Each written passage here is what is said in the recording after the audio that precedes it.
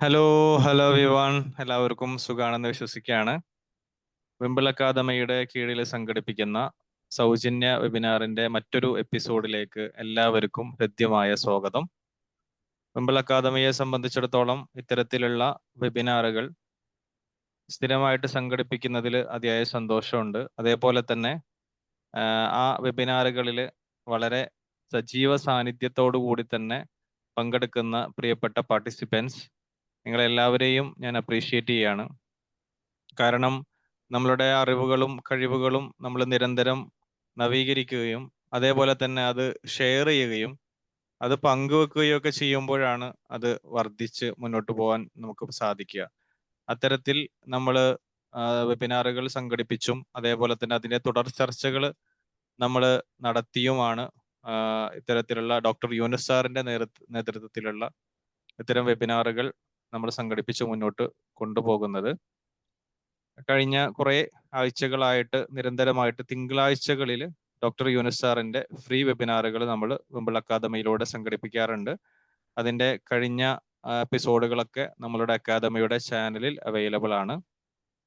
ഇന്ന് നമ്മൾ ചർച്ച ചെയ്യാൻ എടുത്തിരിക്കുന്ന ടോപ്പിക് എന്ന് പറയുന്നത് ഇമോഷൻസ് ആഫ്റ്റർ പ്രഗ്നൻസി എന്നുള്ള വളരെ പ്രസക്തമായിട്ടുള്ള ഒരു ടോപ്പിക്കാണ്.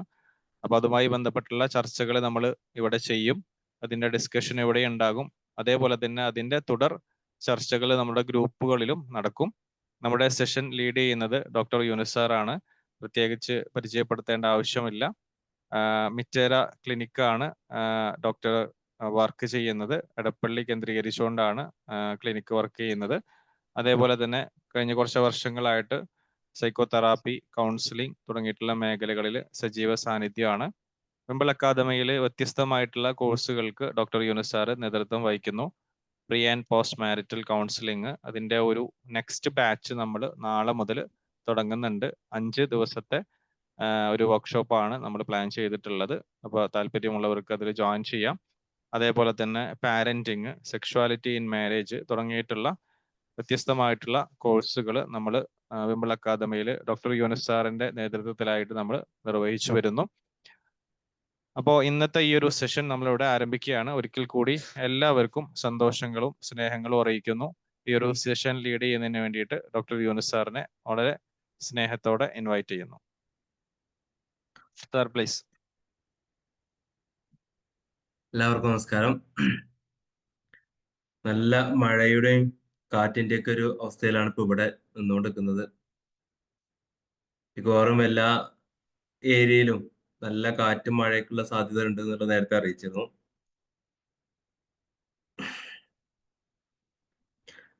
അപ്പോ പൊതുവെ ഈ മഴയും നല്ല കാറ്റൊക്കെ വരുന്ന സമയത്ത് കറണ്ട് പോകാം. നമുക്ക് പല സാഹചര്യങ്ങളും പ്രതികൂലമായിട്ടായിരിക്കും ഉണ്ടാവുക. അത്തരം സാഹചര്യങ്ങളിലും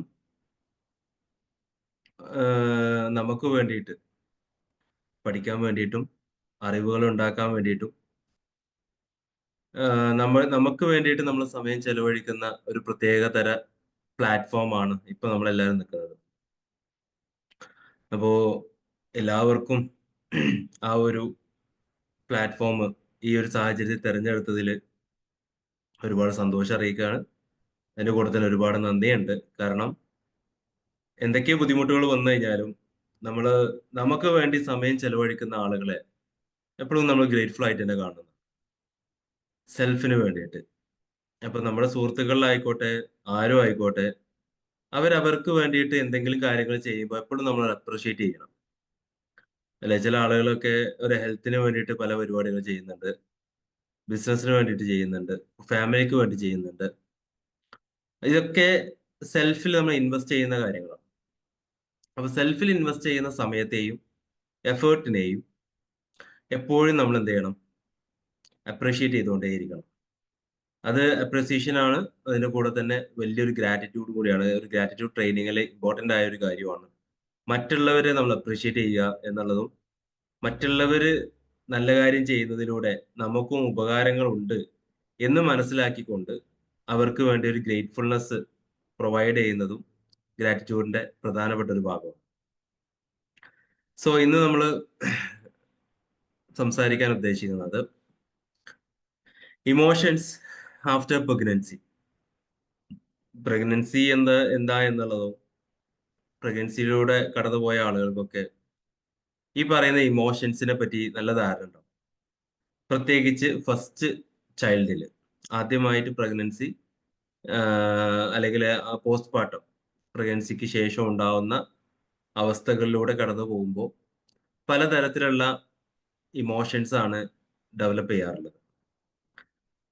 സത്യത്തിൽ അതിന് ഒരുപാട് റീസൺസ് ഉണ്ട്.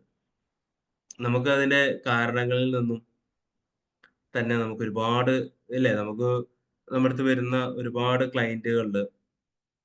അവർ പറയുന്ന എനിക്ക് ഈ ഒരു പ്രശ്നം സംഭവിച്ചിട്ടുള്ളത് പ്രത്യേകിച്ച് കല്യാണത്തിന് ശേഷമാണ്.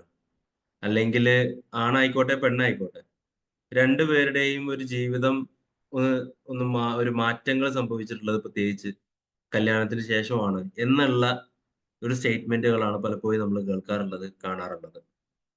അതിൽ വലിയ ഒരു റോളുള്ള ഒരാളാണ് പ്രഗ്നൻസി എന്ന് പറയുന്നത്. പാരന്റിങ്ങിൽ നമ്മൾ പറയാറുണ്ട്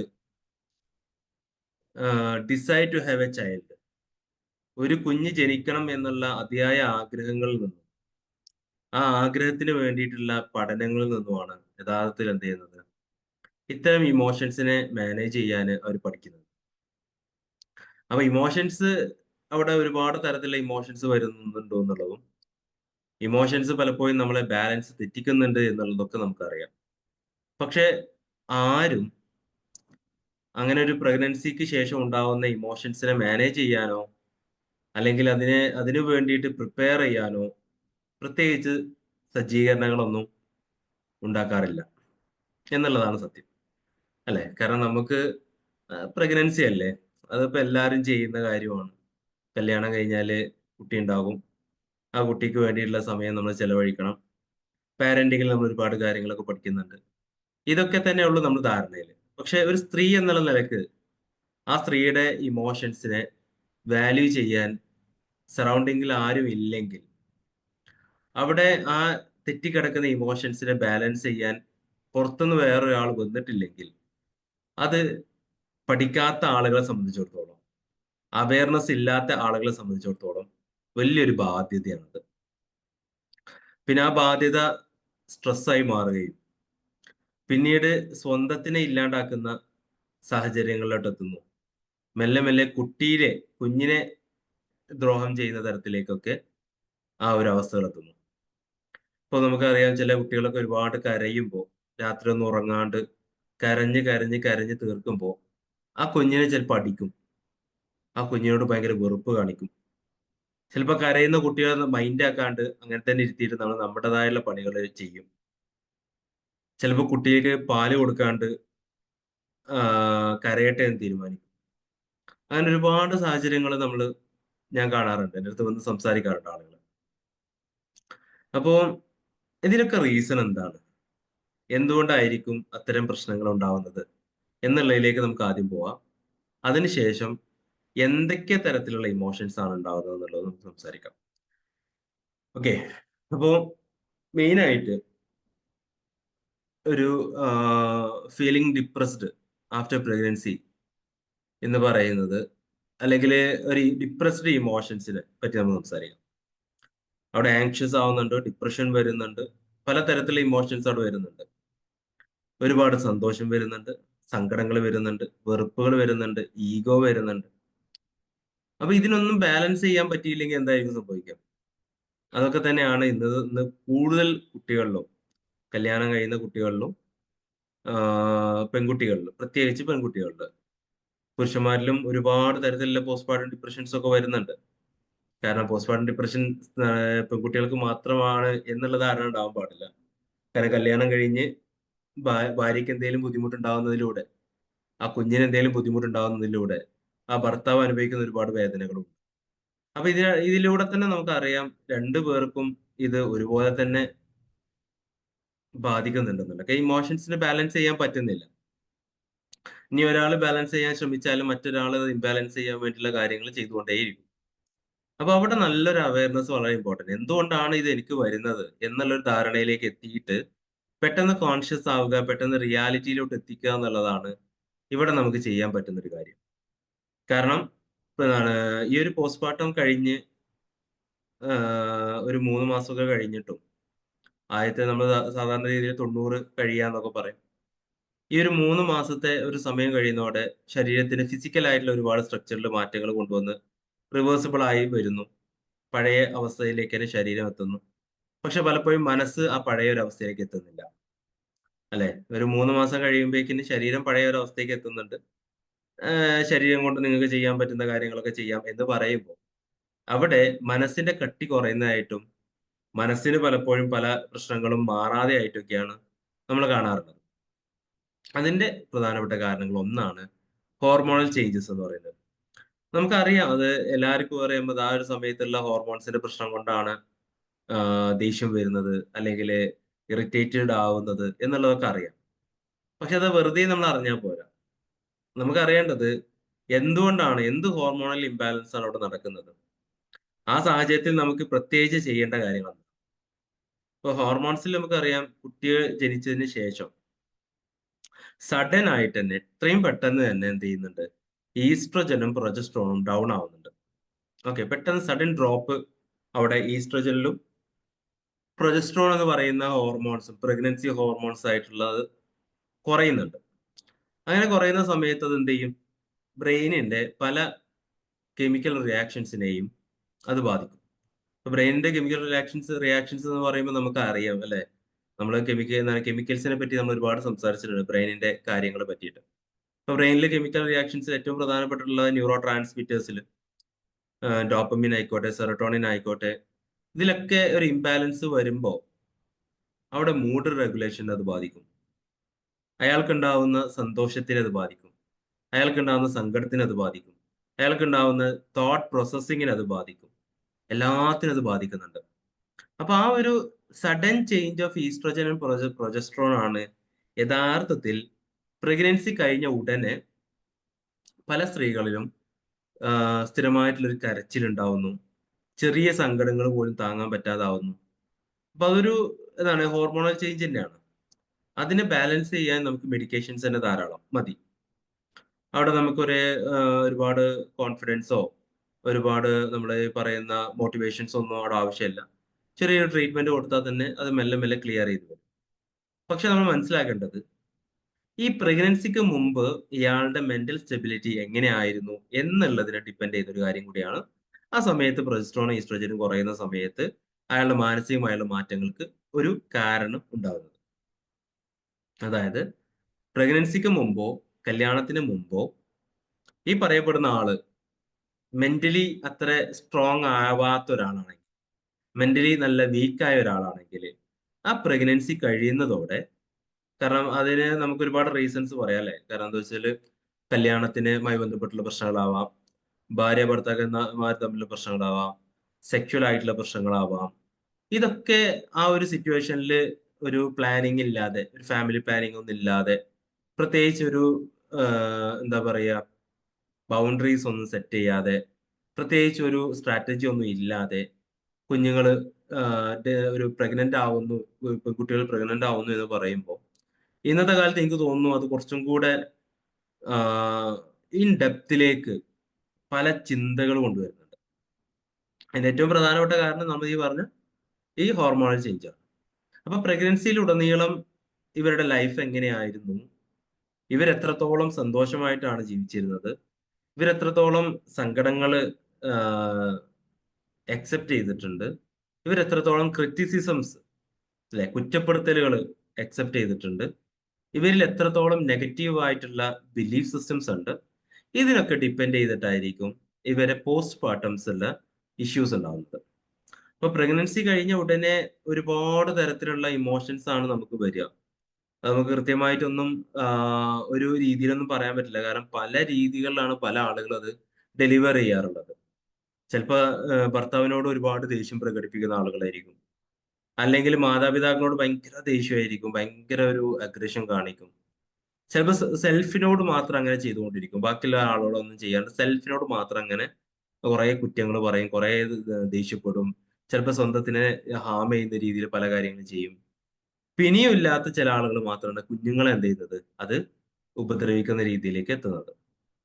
അപ്പൊ അത് ഈ പറയുന്ന ഫസ്റ്റത്തെ കാരണം എന്ന് പറയുന്നത് ഈസ്ട്രജനും പ്രൊജസ്ട്രോണും പെട്ടെന്നുള്ള കുറയുന്നതിന്റെ റീസൺ ആണ്. അതിലൂടെ നമ്മുടെ ഹാപ്പി ഹോർമോൺസിലും ഈ ന്യൂറോ ട്രാൻസ്മിറ്റേഴ്സിൽ വരുന്ന സെറട്ടോണിൻ, അതുപോലെ തന്നെ ഡോപ്പമിൻ, ഈ ഹോർമോൺസ് ഒക്കെ നമുക്കറിയാം ഒരുപാട് ഹാപ്പി ഹോർമോൺസ് ചെയ്യുന്ന കാര്യങ്ങളാണ്. അപ്പൊ അതിലൊക്കെ ഒരു ഇംബാലൻസ് വരുന്ന സമയത്ത് അവിടെ മൂഡ് റെഗുലേഷൻസിലൊക്കെ ബാധിക്കും, മൂഡിൽ ചേഞ്ചസ് വരും. അതുപോലെ തന്നെയാണ് തൈറോയ്ഡ് ഹോർമോൺസ്. അതിലും ചില കേസുകൾ എന്ത് ചെയ്യും, ഡ്രോപ്പ് ചെയ്യും. അങ്ങനെ ഡ്രോപ്പ് ചെയ്യുന്ന സമയത്ത് എന്ത് സംഭവിക്കാം, തൈറോയ്ഡ് ഹോർമോൺസിൽ പെട്ടെന്ന് ഇപ്പൊ ഈസ്ട്രജൻ പ്രൊജസ്ട്രോൺ എന്ന് പറഞ്ഞ പോലെ ഇപ്പൊ അവിടെ ഈ പറയുന്ന ന്യൂറോ കെമിക്കൽസ് ആയിട്ടുള്ള പ്രശ്നങ്ങൾ ഉണ്ടാവും എന്ന് പറയുന്ന പോലെ തന്നെ തൈറോയിഡിൽ എന്തെങ്കിലും പ്രശ്നങ്ങൾ കുറഞ്ഞു കഴിഞ്ഞാൽ, തൈറോയ്ഡ് ഹോർമോൺസിൽ എന്തെങ്കിലും ഇലവേഷൻ ഉണ്ടായി കഴിഞ്ഞാൽ അവിടെ ഉണ്ടാകുന്ന പ്രധാനപ്പെട്ട പ്രശ്നം എന്ന് പറയുന്നത് വീക്ക്നെസ് ആണ്. ജനറലി നമുക്ക് എന്ത് ചെയ്യും, നല്ല വീക്ക്നെസ് വരും, നല്ല ക്ഷീണം വരും. ആ ക്ഷീണം നമുക്ക് മെന്റലി ഡിപ്രഷൻ ഉണ്ടാക്കും. മനസ്സിലായില്ലേ? അപ്പൊ ഇതാണ് ഹോർമോൺസ് ഉണ്ടാക്കുന്നത്. അതൊരു തൈറോയ്ഡ് ഹോർമോണും ഉണ്ട്, അതുപോലെ തന്നെ മോസ്റ്റ്ലി നമുക്ക് എല്ലാവർക്കും അറിയുന്ന ഈസ്ട്രോജൻ പ്രൊജസ്ട്രോൺ ഹോർമോൺസും ഉണ്ട്. പിന്നെ അത് കഴിഞ്ഞ് കഴിഞ്ഞാൽ പിന്നെ വരുന്നത് കാര്യം എന്ന് വെച്ചാൽ ഫിസിക്കൽ ആയിട്ടുള്ള എക്സോഷൻസ് ആണ്. ഫിസിക്കൽ ആയിട്ടുള്ള, അതായത് ഈ ലേബർ റൂമിൽ നിന്ന് എന്താണ് ഡെലിവറി കഴിഞ്ഞ് വരുന്ന സമയത്ത് അവിടെ ലേബർ റൂമിൽ നിന്നുണ്ടായ അനുഭവങ്ങൾ അല്ലേ, കുറെ സ്ത്രീകൾ പറയുന്ന സമയത്ത് ഇപ്പൊ നോർമൽ ഡെലിവറി ആയാലും ആരാണ് ഇതിനെ സുഖപ്രസവം എന്നുള്ള പേരൊക്കെ ഇട്ടെന്ന് ചോദിക്കും. കാരണം ഒരു സുഖവും ഇല്ലാത്ത പരിപാടിയാണ്. പിന്നെ അതിന് പേരിട്ടത് സുഖപ്രസവം എന്നുള്ള. അപ്പോ അവിടെ സുഖം എന്ന് ഉദ്ദേശിക്കുന്നത് നാച്ചുറലി നടക്കുന്നു എന്നുള്ളതാണ് അവിടെ ഉദ്ദേശിക്കുന്ന സുഖം. കാരണം ശരീരത്തിന് അസുഖമില്ലാത്ത രീതിയിൽ പുറത്തോട്ട് വരുന്നു, അതുകൊണ്ട് അത് സുഖപ്രസവമായി മാറും. അല്ലാതെ നമ്മൾ സുഖിച്ചുകൊണ്ട് പ്രസവം നടത്തുന്നു എന്നുള്ള അർത്ഥമല്ല ആ സുഖപ്രസവം കൊണ്ട് ഉദ്ദേശിക്കുന്നത്. കാരണം അവിടെ സിസേറിയനോ ഓപ്പറേഷണലായിട്ടുള്ള ഇന്റർവെൻഷൻസ് ഒക്കെ വരുന്ന സമയത്ത് ഒരുപാട് പ്രശ്നങ്ങൾ ശരീരത്തിന് വരുന്നുണ്ട് അല്ലെ. അവിടെ നമ്മള് എന്താണ് അടിവയറ്റിന്റെ ഭാഗങ്ങളിൽ എന്താണ് തുന്നലുണ്ടാകും.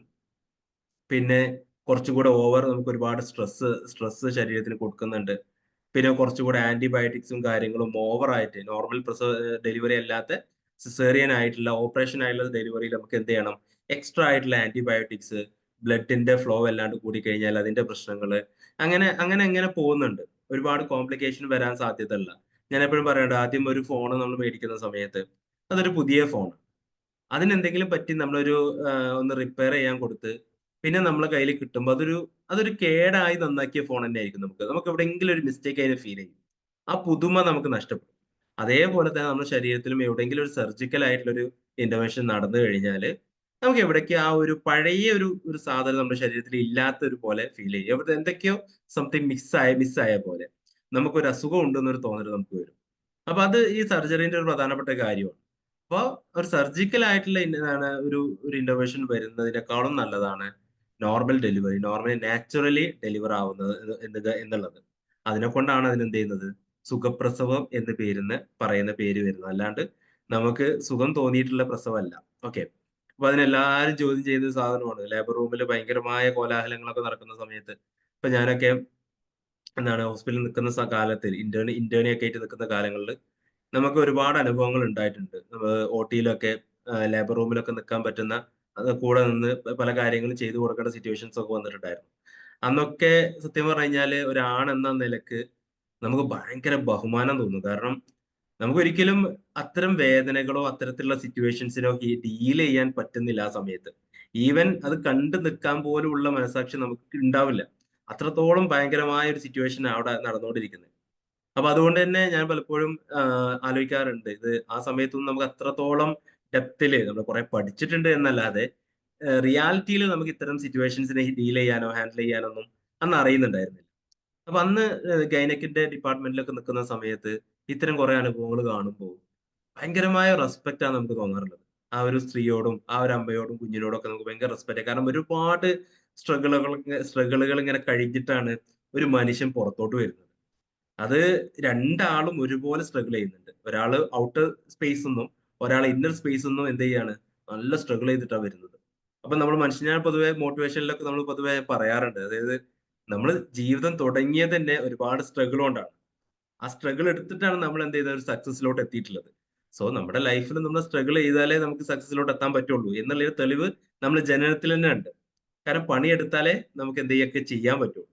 നന്നായിട്ട് പണിയെടുക്കുന്ന ഒരു സ്പേസ് ആണ് ശരിക്കും ലേബർ റൂം എന്ന് പറയുന്നത്. നല്ല രീതിയിൽ തന്നെ മസിൽ കോൺട്രാക്ഷൻസിനെയൊക്കെ മാനേജ് ചെയ്യാനും ആ പെയിനിനെ നല്ല രീതിയിൽ റെസിസ്റ്റ് ചെയ്യാനുള്ള കഴിവുള്ള ആളുകൾ ഉണ്ടാവും. അതേപോലെ തന്നെ ആ പെയിനെ റെസിസ്റ്റ് ചെയ്യാൻ പറ്റാതെ ബോധം കെട്ട് വീഴുന്ന ആളുകൾ ഉണ്ടാവും. ആ പെയിന് ആലോചിച്ചിട്ട് വിറയൽ വന്നുകൊണ്ടിരിക്കുന്ന ആളുകൾ ഉണ്ടാവും. അങ്ങനെ പലതരത്തിലുള്ള ആളുകളെ നമ്മൾ അവിടുന്ന് കാണാം. അപ്പോൾ ഞാൻ ബാംഗ്ലൂർ ആയതുകൊണ്ട് തന്നെ എനിക്ക് ആ സമയത്തൊന്നും നമ്മൾ നോർമൽ കന്നഡ, അതും ഭയങ്കര നാച്ചുറൽ ആ ഒരു ലോക്കൽ സ്ലാങ്ങിൽ സംസാരിച്ചാലേ ഇവർക്ക് മനസ്സിലാവുള്ളൂ. ആ സമയത്ത് നമ്മള് കുറച്ച് മോട്ടിവേഷൻ കൊടുക്കാൻ തീരുമാനിച്ചു കഴിഞ്ഞാൽ ചിലപ്പോ ചില തടിയൊക്കെ കിട്ടും. കാരണം അത്രയും പെയിനിലൊക്കെ അനുഭവിച്ചിരിക്കുകയും അപ്പൊ നമ്മളൊന്ന് ഡോക്ടറൊക്കെ വരുമ്പോൾ നമ്മൾ ജസ്റ്റ് ഒന്ന് ഹെൽപ്പ് ചെയ്ത് കാര്യങ്ങളൊക്കെ ഒന്ന് പറഞ്ഞ് മനസ്സിലാക്കി ഒന്ന് അവരെ മെന്റലി ഒന്ന് ഒരു ഹെൽപ്പ് നമ്മൾ കൊടുക്കാറൊക്കെ ഉണ്ട്. പക്ഷെ പലപ്പോഴും അതൊന്നും ആ സമയത്ത് എന്താണ് ആക്ഷനിൽ വരുന്നതായിട്ട് നമ്മൾ കാണൂല. കാരണം അവിടെ ആ മെന്റാലിറ്റി അല്ല നിൽക്കുന്നത്. നമ്മളവിടെ ഒരു 20 കിലോന്റെ കട്ട പൊക്കാനല്ല പോയിട്ടുള്ളത്. നിന്നെ കൊണ്ട് പറ്റും, ഓക്കെ സെറ്റ് എന്നൊക്കെ പറഞ്ഞ് നമുക്ക് അവിടെ ഒരു എന്താ പറയാ കൺഗ്രാറ്റുലേഷൻസും അവിടെ ഭയങ്കര സർപ്രൈസും കൊടുക്കുന്ന സ്പേസ് അല്ല അത്. അപ്പൊ അവിടെ നമ്മള് ആ രീതിയിൽ തന്നെ കാര്യങ്ങളൊക്കെ മനസ്സിലാക്കി ആളുകളെ ഹെൽപ്പ് ചെയ്യാനുള്ള രീതിയിലൊക്കെ കാണുന്ന സമയത്ത് നമുക്ക് ഫീൽ ചെയ്യാറുണ്ട് അത്രത്തോളം ബുദ്ധിമുട്ടാണ് ആ ഒരു ടൈമിൽ അവർ എന്ത് ചെയ്ത് അനുഭവിക്കുന്നത്. അപ്പൊ ആ ഒരു സിറ്റുവേഷൻസ് ആ ഒരു മെന്റാലിറ്റിയില് ആ ഒരു കുട്ടി ഡെലിവർ ആയി സമാധാനത്തിൽ പുറത്തിറങ്ങുന്ന ഒരു അമ്മയെ, പിന്നെ സ്ത്രീ എന്നല്ല നമ്മൾ പറയും, പിന്നെ അമ്മ എന്ന് പറയും. ആ അമ്മയോട് നമുക്ക് ഭയങ്കര റെസ്പെക്റ്റാ തോന്നും. അപ്പൊ ആ അമ്മയിൽ ഉണ്ടാവുന്ന ഒരു ഭയങ്കരമായ ഇമോഷൻസ് ഉണ്ട്. ആ ഇമോഷൻസിനെ ഏറ്റവും പ്രധാനമായിട്ട് ബാധിക്കുന്ന ഒരു സ്പേസ് ആ ലേബർ റൂമിൽ എന്താണ്, ഈ ഡെലിവറി പ്രൊലോങ് ചെയ്യുക. പെയിന് തുടങ്ങിയിട്ടും കുഞ്ഞ് പുറത്തോട്ട് വരാൻ ഒരു എടുക്കുന്ന സമയം, ആ സമയം ഒരുപാട് പ്രൊലോങ്ഡ് എന്താ പറയാ പ്രഗ്നൻസീസിൽ, അതുപോലെ തന്നെ ഈ പറയുന്ന കുഞ്ഞ് വേദന വരാത്ത ചില ആളുകൾ നോർമൽ ഡെലിവറിക്ക് വെയിറ്റ് ചെയ്തുകൊണ്ടിരിക്കുന്നുണ്ടാവും, പക്ഷെ പെയിന് വരുന്നില്ല. അത് ഏകദേശം സെർവിക്കൽ ഏരിയയിൽ ചെറിയ രീതിയിലുള്ള ഒരു എന്താ പറയാ ഇത് ഓണായിട്ട് വന്നിട്ടുണ്ടാവും, എൻലാർജ്മെന്റ് വന്നിട്ടുണ്ടാവും. അപ്പൊ ഇതിങ്ങനൊന്നും ഉണ്ടായിട്ടും പ്രഗ്നൻസിയിൽ കുട്ടിക്ക് മൂവ്മെന്റ് വരുന്നില്ല എന്നുള്ള ഒരു അവസ്ഥയിലേക്ക് വരുന്നു. ഇങ്ങനെയുള്ള പല ഇമോഷൻസ് ആണ് അവിടെ ഇങ്ങനെ കിടക്കുന്ന. കുട്ടിക്ക് എന്തെങ്കിലും പറ്റിയിട്ടുണ്ടോ, കുട്ടി അനങ്ങുന്നില്ല. ചിലപ്പോ അതുവരെ അനങ്ങിയ കുട്ടി ചിലപ്പോൾ ലേബർ റൂമിൽ എത്തിയതിനു ശേഷം കുട്ടി അനങ്ങുന്നുണ്ടാവില്ല. അപ്പോഴേക്കും നമുക്ക് ഭയങ്കര പേടിയാവുന്നു. ഇങ്ങനെയുള്ള പല ഇമോഷൻസ് ഉണ്ട്. അതിന്റെ കൂടെ കുട്ടി ഹാഫായിട്ട് പുറത്ത് നിന്ന് പിന്നെ ബാക്കി പുറത്തോട്ട് വരാതിരിക്കുക. അത്തരം സിറ്റുവേഷൻസിലൊക്കെ ആ പെയിൻ അനുഭവിക്കുന്നതിന്റെ കൂടെ കുട്ടിക്ക് എന്തെങ്കിലും പറ്റിയോ എന്നുള്ള ചിന്ത, ആ ചിന്തയിലൂടെ ഇതൊക്കെ നമ്മളിങ്ങനെ ലൈവായിട്ട് ഇങ്ങനെ കണ്ടുകൊണ്ടിരിക്കുന്ന സിറ്റുവേഷൻസിൽ പലപ്പോഴും ആലോചിക്കാറുണ്ട്, ഇവിടെ നല്ലൊരു ഇമോഷൻസിനെ, ഭയങ്കര പലതരത്തിലുള്ള ഇമോഷൻസ് ആണ് ആ ലാബ് റൂമിൽ നടന്നുകൊണ്ടിരിക്കുന്നത്. അവിടെ ചിലപ്പോ മനുഷ്യപ്പറ്റില്ലാത്ത സിസ്റ്റർമാരെയൊക്കെ കാണാം, നഴ്സുമാരെയൊക്കെ കാണാം. അത് പല ആളുകളും എന്നോട് പരാതി പറയാറുണ്ട്. ഓ, ഇവർക്കൊന്നും ഒന്ന് ഒന്ന് ഒന്ന് കൈ പിടിച്ചൂടെ, അവർക്കൊന്നും ഇങ്ങനെ ചെയ്തൂടെ, അവർക്കൊന്നും സാരമില്ലാന്ന് കുഴപ്പമില്ലാന്ന് പറഞ്ഞൂടെ എന്നൊക്കെ ചോദിക്കാറുണ്ട്. പക്ഷെ ഞാൻ പലപ്പോഴും കാണുന്നത് നിങ്ങളെക്കാളും ഭയങ്കര സ്ട്രെസ്സിലാണ് ആ സിസ്റ്റർമാർ അവിടെ നിൽക്കുന്നത്. എങ്ങനെങ്കിലും ഒന്ന് ക്ലീൻ ആയി പുറത്തു വന്നു കഴിഞ്ഞാൽ അവർക്ക് അത്രയും സമാധാനമാണ്. അതിനു വേണ്ടിയുള്ള തത്രപ്പാടിൽ നിൽക്കുമ്പോൾ ആ അമ്മയുടെ ഇമോഷൻസ് നോക്കാൻ അവർക്ക് ആർക്കും, കുഞ്ഞിന്റെ ഇമോഷൻസിനെ മാത്രമാണ് അവരെല്ലാവരും മെയിൻറ്റെയിൻ ചെയ്യാൻ നോക്കുക. അമ്മയുടെ ഇമോഷൻസിനെ അവിടെ ആരും വാല്യൂ ചെയ്യാറില്ല. അങ്ങനെയാണ് പലപ്പോഴും കാണാറുള്ളത്. വളരെ കുറച്ച് ആൾക്കാരാണ് സാരല്ല ഇപ്പൊ ശരിയാവും, ഭയങ്കര സപ്പോർട്ടീവ് ആയിട്ട് ഡോക്ടേഴ്സ് ഒക്കെ സപ്പോർട്ടീവ് ആയിട്ട് സംസാരിക്കുന്ന കാണാറുള്ളത്. അപ്പോ ഇങ്ങനെയുള്ള ഒരു വലിയൊരു സ്പേസ് വരുന്ന സമയത്ത് ഒരു ഫിസിക്കൽ എക്സോഷൻ അവിടെ നടക്കുന്നുണ്ട്. അവിടെ ഒരു പ്രോബ്ലംസിന് സോൾവ് ചെയ്യാൻ പറ്റാത്ത സിറ്റുവേഷൻസിലോട്ട് വന്ന് ഭയങ്കര പെയിൻ അനുഭവിച്ച് കുഞ്ഞ് പ്രസവിച്ചു. പിന്നെ കുഞ്ഞ് പ്രസവിച്ചു കഴിഞ്ഞാലും അത് തീരുന്നില്ല. ആ കുഞ്ഞിന്റെ കരച്ചിൽ കേട്ടില്ലെങ്കിൽ പ്രശ്നമാണ്. കുഞ്ഞിനെ നോക്കാൻ വരുന്ന പീഡിയാട്രീഷ്യൻ നല്ല രീതിയിൽ എക്സാമിൻ ചെയ്ത് അബ്ഗാർ സ്കോറിംഗ് എന്നൊക്കെ പറയും, അബ്ഗാർ സ്കോറിംഗ് ഒക്കെ ക്ലിയർ ആണ് എന്നൊക്കെ പറഞ്ഞ് ആ അമ്മയ്ക്ക് ഭയങ്കര ഒരു സന്തോഷം കൊടുക്കുന്ന സമയം വരെ ആ അമ്മയിൽ ഒരുപാട് ഇമോഷൻസ് വരുന്നുണ്ട്. പല ആളുകളും അതിൽ ബോധം കെട്ട് പോകുന്നവരുണ്ട്. എന്നാൽ ചില ആളുകൾ നല്ല രീതിയിൽ തന്നെ ഭയങ്കര സ്റ്റോൺ ആയിട്ട് നിന്ന് കുഞ്ഞിന് എന്താ അവസ്ഥ എന്താണെന്നൊക്കെയുള്ള രീതിയിൽ നോക്കാനോ നിൽക്കാറുണ്ട്. അപ്പൊ ഈ സിറ്റുവേഷൻ ഇപ്പോ കടന്നുപോയ ആളുകൾക്കൊക്കെ ഇത് പെട്ടെന്ന് റിലേറ്റ് ചെയ്യുന്ന കാര്യങ്ങൾ. അത് കാണാത്ത ആളുകൾക്കായിരിക്കും കുറച്ചും കൂടെ ഇങ്ങനെയൊക്കെ ആണില്ലേ എന്നുള്ളൊരു സിറ്റുവേഷൻ വരിക. അപ്പോ അങ്ങനെയുള്ള സിറ്റുവേഷൻസ് നിന്ന് പുറത്തിറങ്ങുന്ന ആളുകൾക്ക് ഈ ഇമോഷൻസ് റിക്കവർ ചെയ്യാൻ നല്ല സമയമെടുക്കും. ഓക്കെ, അതിന്റെ ഉള്ളിലുള്ള ഭീകരമായ അന്തരീക്ഷം റിക്കവർ ആവാൻ കുറച്ച് ആളുകൾക്ക് സമയമെടുക്കും. എന്നാൽ പിന്നെ എല്ലാവർക്കും അങ്ങനെയാണെന്ന് പറയാൻ പറ്റില്ല കേട്ടോ. അത് കഴിയുന്നതോടെ കുഞ്ഞിനെ കയ്യിൽ നിന്ന് കിട്ടുന്നതോടെ തന്നെ അവരെല്ലാം മറക്കുകയും ചെയ്യും. അങ്ങനെയൊക്കെ ചെയ്യാം. പക്ഷെ എന്നാലും ഏകദേശം ഒരു 35% ആളുകൾക്ക് എന്താണ് ആ ഒരു ടൈം റിക്കവർ ചെയ്യുന്നതാണ്. റിക്കവർ ചെയ്യാൻ സമയം എടുക്കുന്നതാണ്. കാരണം അവിടെ ആ പെയിനും കാര്യങ്ങളൊക്കെ ഉള്ള അതായിരിക്കും അവര് മെന്റലി എപ്പോഴും ബാധിക്കുന്നത്. അവര് ഭയങ്കര സാക്രിഫൈസ് ചെയ്തു, ഭയങ്കര രീതിയിൽ സ്ട്രഗിൾ ചെയ്തു എന്നുള്ള ഇമോഷൻസ് വരും. ഞാൻ ചെയ്തത് ശരിയായോ? അത് ശരിക്കും കുഞ്ഞിനെ എന്തെങ്കിലും ബാധിച്ചിട്ടുണ്ടാവോ? ഭയങ്കരമായ പേടി. ആ കുഞ്ഞിനെങ്ങാനും ഒരു എന്താ പറയാ മഞ്ഞപ്പിത്തത്തിന്റെ ലക്ഷണങ്ങൾ എങ്ങാനും കണ്ടു കഴിഞ്ഞാല് ചില എന്താണ് സ്ത്രീകളൊക്കെ ചോദിക്കാറുണ്ട് ഹോസ്പിറ്റലിൽ നിൽക്കുന്ന സമയത്ത് തന്നെ ഞാൻ കാരണമാണോ ആ പ്രഗ്നൻസിയിൽ എന്തെങ്കിലും പ്രശ്നം പറ്റിയിട്ടാണോ ആ ഡെലിവറി സമയത്ത് എന്തെങ്കിലും എന്റെ സപ്പോർട്ട് കിട്ടാനിട്ടാണോ കുട്ടിക്ക് എന്തെങ്കിലും പറ്റിയിട്ടുള്ളത്. ഈ ബിൽറുബിൻ കൂടാന്നുള്ളത് നോർമൽ ആയുള്ള ഒരു സംഭവമാണ്. അതിൽ വരെ അമ്മമാർക്ക് എന്ത് ചെയ്യാണ് ഞാൻ കാരണമാണോ കുഞ്ഞിന് എന്തെങ്കിലും പറ്റിയിട്ടുള്ളത് എന്നുള്ളൊരു പേടി ഒക്കെ അവര് പ്രകടിപ്പിക്കാറുണ്ട്. അപ്പൊ അത്രത്തോളം അവരുടെ ഉള്ളിൽ എന്താണ് ഒരു സെൽഫ് ഡൗട്ടും ക്രിറ്റിസിസവും ഒരുപാട് തരം ഇമോഷൻസ് ആ ലേബർ റൂമിൽ നിന്ന് ഇറങ്ങുമ്പോൾ അവർക്ക് ഉണ്ടാവുന്നത്. അപ്പൊ അവിടുന്ന് എന്താണ് ആ ഒരു സാധനത്തെ റിക്കവർ ചെയ്യാനുള്ള സമയം എടുക്കാറുണ്ട്. അതിനുശേഷം പിന്നെ കുഞ്ഞിനെ ഉറക്കുന്നിടത്തോ പാല് കൊടുക്കുന്നിടത്തോ ആ ഉറക്കം ഇല്ലാണ്ടാവുന്ന സിറ്റുവേഷൻസിൽ അവിടെയും നമുക്ക് ആ സ്ലീപ്പ് ഡെപ്രിവേഷൻ ഓക്കെ ആ ചെറിയൊരു കുഞ്ഞിനെ നമുക്ക് ആ ചോര കുഞ്ഞിനെ പിന്നെ നോക്കുന്നിടത്തും ക്ലീൻ ആക്കുന്നിടത്തും ആ കുട്ടിനെ മര്യാദക്ക് എന്താണ് എല്ലാ കാര്യങ്ങളും കൊടുത്ത് മെയിൻറ്റെയിൻ ചെയ്യാൻ പറ്റാത്ത ചില സിറ്റുവേഷൻസിൽ രാത്രിയിലെ ഉറക്കമില്ലായ്മകള് ഇതെല്ലാം എന്താണ് ഈ പറയുന്ന റിക്കവറി ഈ പറയുന്ന ലേബർ റൂമിൽ നിന്ന് എന്ത് ചെയ്യുന്നില്ല വന്നിട്ടും ഈ പറയുന്ന പെയിനിന് ഇമോഷൻസിന് റിക്കവേർഡ് ആയിട്ടില്ല ഇവര്. പഴയ ഒരു സ്റ്റേജിലോട്ട് എത്താൻ അവർക്ക് പറ്റുന്നില്ല. അങ്ങനെ പറ്റാത്ത ആളുകൾ എപ്പോഴും ഒരു സ്ലീപ്പ് ഡിപ്രിവേഷൻ ഭയങ്കരമായ സ്ലീപ്പ് ഇറിറ്റബിലിറ്റി ഉറക്കമില്ലായ്മ അല്ലെങ്കിൽ ഉറക്കത്തിന് ഭയങ്കര ഇറിറ്റേഷൻ ബാധിക്കുക. ചിലപ്പോൾ കുഞ്ഞ് സമാധാനമായിട്ട് ഉറങ്ങുന്നൊക്കെ ഉണ്ടാവും. പക്ഷെ എന്നാലും അമ്മയ്ക്ക് ഉറങ്ങാൻ പറ്റില്ല. ഇതൊക്കെയാണ് ആ ഒരു ഇമോഷൻസിന്റെ ബാക്കിയായിട്ട് കോംപ്ലിക്കേഷൻ ആയിട്ട് കാണാറുള്ളത്. പിന്നെ മോസ്റ്റ്ലി മൂന്നാമത്തെ ഒരു കാരണം എന്ന് പറയുന്നത് സൈക്കോളജിക്കൽ ആയിട്ടുള്ള ഫാക്ടേഴ്സ് ആണ്. സൈക്കോളജിക്കലി എന്ന് പറയുന്ന സമയത്ത് അവിടെ എന്താണ് നമുക്ക് നേരത്തെ പറഞ്ഞ പോലെ തന്നെ ഈ പ്രഗ്നൻസി ഒക്കെ കഴിഞ്ഞ് കുറച്ച് കഴിയുമ്പോഴേക്കിന് നല്ലൊരു സപ്പോർട്ട് ഈ പറയുന്ന ലേബർ റൂമുള്ള സപ്പോർട്ടുകൾ നമ്മളിപ്പോൾ ഓൾറെഡി സംസാരിച്ചു അല്ലേ. പക്ഷെ അത് കഴിഞ്ഞിട്ടുണ്ടാവുന്ന ഒരു സപ്പോർട്ട് ഉണ്ട്. അത് കഴിഞ്ഞിട്ട് ഒരു എന്താണ് വീട്ടുകാരുടെ കൂടെയുള്ള ഒരു സപ്പോർട്ടും അവരുടെ അടുത്ത് ഹസ്ബൻഡിന്റെ അടുത്തിരിക്കുക, ഹസ്ബൻഡ് കൂടെ നിന്ന് കാര്യങ്ങളൊക്കെ ചെയ്തു കൊടുക്കുക, ഈ പറയുന്ന അമ്മമാരുള്ള ഒരു പരിചരണം, ഇതൊക്കെ ആ സ്ത്രീയെ സംബന്ധിച്ചിടത്തോളം അല്ലെങ്കിൽ അമ്മയെ സംബന്ധിച്ചിടത്തോളം ഭയങ്കര സന്തോഷം കൊടുക്കുന്ന കാര്യങ്ങളാണ്. പക്ഷെ പലപ്പോഴും അതിലൊക്കെ ഒരുപാട് നെഗറ്റീവ്സ് വരാറുണ്ട്, സംസാരത്തിൽ നെഗറ്റീവ്സ് വരാറുണ്ട്, കുത്തുവാക്കുകൾ വരാറുണ്ട്. ആ കാര്യങ്ങളിൽ എന്ത് ചെയ്യും ഭയങ്കരമായ ആങ്സൈറ്റി ഈ പെൺകുട്ടികളിൽ ഉണ്ടാവുന്നു, സ്ത്രീകളിൽ ഉണ്ടാവുന്നു. അതുപോലെ തന്നെയാണ് എന്ത് ചെയ്യുന്നത് അത്തരം ഈ ഒരു പോസ്റ്റ്മോർട്ടത്തിൽ അത് എന്ത് ചെയ്യുന്നുണ്ട് അത്തരം ഇമോഷൻസ് പോസ്റ്റ്മോർട്ടം ഡിപ്രഷൻ PPD എന്ന് പറയുന്ന പോസ്റ്റ്മോർട്ടം ഡിപ്രഷനിലോട്ട് എത്തിക്കുന്നുണ്ട്. അപ്പൊ അവിടെ മെയിൻ ആയിട്ട് സൈക്കോളജിക്കൽ ഫാക്ടേഴ്സിൽ വരുന്നത് adjusting to the new role of being a mother. ഒരു അമ്മയാവാൻ പ്രിപ്പറേഷൻ. കാരണം ഒരു അമ്മയാവാൻ നമ്മൾ മെന്റലി ഒക്കെ പ്രിപ്പയർ ആയിട്ടുണ്ടാവും. പക്ഷെ ആ കുഞ്ഞ് ജനിച്ചതിന് ശേഷമാണ് നമ്മൾ ഫിസിക്കലി നമ്മൾ എന്ത് ചെയ്യുന്നത് കാര്യമായിട്ട് പ്രിപ്പയർ ചെയ്യാനൊക്കെ നോക്കുന്നത്. അതുവരെ നമ്മൾ ഭക്ഷണം കഴിക്കാനും നമ്മൾ നമ്മുടെ കാര്യങ്ങൾ നോക്കാനും ആ വയറിനെ നമ്മൾ ശ്രദ്ധിക്കാനും കുഞ്ഞിന്റെ ഉള്ളിലുള്ള ഹെൽത്തിനെ ബാധിക്കുന്ന രീതി അത് അങ്ങനെയുള്ള ശ്രദ്ധ നമുക്കുണ്ടെങ്കിലും ഈ കുഞ്ഞ് പുറത്തെത്തി കഴിഞ്ഞാൽ പിന്നെ ശരിക്കും നമുക്ക് ആ ഒരു മദർ എന്ന് പറയുന്ന റോളിനെ കൃത്യമായി അഡ്ജസ്റ്റ് ചെയ്യാൻ നമ്മൾ നോക്കും. ഒരു ഐഡന്റിറ്റി ഷിഫ്റ്റ് അവിടെ വരുന്നുണ്ട്. ആ ഐഡന്റിറ്റി ഷിഫ്റ്റിനെ എന്താണ് സൈക്കോളജിക്കലി ഫാക്ടേഴ്സ് ആയിട്ട് നമ്മൾ കണക്കാക്കണം. കാരണം അവിടെ ആ ഇമോഷൻസിന് ബോധർ ചെയ്യാൻ പറ്റിയിട്ടില്ലെങ്കിൽ അതെന്ത് ചെയ്യും കൃത്യമായിട്ട് ബാലൻസ് ചെയ്യാൻ പറ്റിയിട്ടില്ലെങ്കിൽ അവിടെ എന്ത് പറ്റും ഈ പറയുന്ന PPD പോസ്റ്റ്മോർട്ടം ഡിപ്രഷനിലോട്ട് വരും. പിന്നെ രണ്ടാമത്താണ് loss of freedom or control especially if the woman feels unsupported. നേരത്തെ പറഞ്ഞ പോലെ ഒരു പാരന്റ്സിന്റെയോ അല്ലെങ്കിൽ കൂടുള്ള ആളുകളുടെയോ ഒക്കെ സപ്പോർട്ട് നമുക്ക് നഷ്ടപ്പെട്ട് കഴിഞ്ഞാൽ അവിടെ ലോസ് ഓഫ് ഫ്രീഡം ആണ്. അവിടെ പിന്നെ ഒന്നുമില്ല. കുഞ്ഞിനെ അങ്ങനെ ചെയ്യാൻ പാടില്ല, അങ്ങനെ കിടക്കല്ലേ, കിടന്ന് പാല് കൊടുക്കാൻ പാടില്ല, ഇരുന്ന് പാല് കൊടുക്കണം, അല്ലെങ്കിൽ കുഞ്ഞിനെ ഇങ്ങനെ പിടിക്കാൻ പാടില്ല, ഇങ്ങനെ പിടിക്കാൻ പാടുള്ളൂ, ആ തുണി വിരിക്കാൻ പാടില്ല, ഈ തുണി വിരിക്കണം എന്നൊക്കെ പറഞ്ഞ് പിന്നെ അങ്ങോട്ടേക്ക് എല്ലാവരും ആളുകളെ ആ റൂമിലേക്ക് വരുന്ന കുഞ്ഞിനെയും അമ്മനെയും കാണാൻ വരുന്ന എല്ലാ ആളുകളുടെയും ഒപ്പീനിയൻസും സജഷൻസും കുഞ്ഞിന് എന്തെങ്കിലും ബുദ്ധിമുട്ടുണ്ടെന്ന് പിന്നെ അവിടെ അത് കൊടുക്കണം ഇത് കൊടുക്കണം, അവിടെ സ്വർണം കലക്കി കൊടുക്കും, അവിടെ എന്താണ് വേറെ വേറെ സാധനങ്ങൾ കലക്കി കൊടുക്കും, കുഞ്ഞിന് വെറുതെ നാവ് തൊട്ടി കൊടുക്കും. ഇങ്ങനെ തുടങ്ങി പല അഭിപ്രായങ്ങളും പല പരിപാടികളും കാണുമ്പോൾ ഈ അമ്മയെ സംബന്ധിച്ചിടത്തോളം അമ്മയുടെ ഒരു ഒരു സിറ്റുവേഷൻസിനെ ബാലൻസ് ചെയ്യാൻ ഇമോഷൻസിനെ ബാലൻസ് ചെയ്യാൻ അവിടെ ആരും ബോധർ ചെയ്യാറില്ല. ഈവൻ ഹസ്ബൻഡ് വരെ ആ കുഞ്ഞിലേക്കാണ് കൂടുതലായിട്ട് സപ്പോർട്ട് കൊടുക്കാൻ ശ്രമിക്കുക.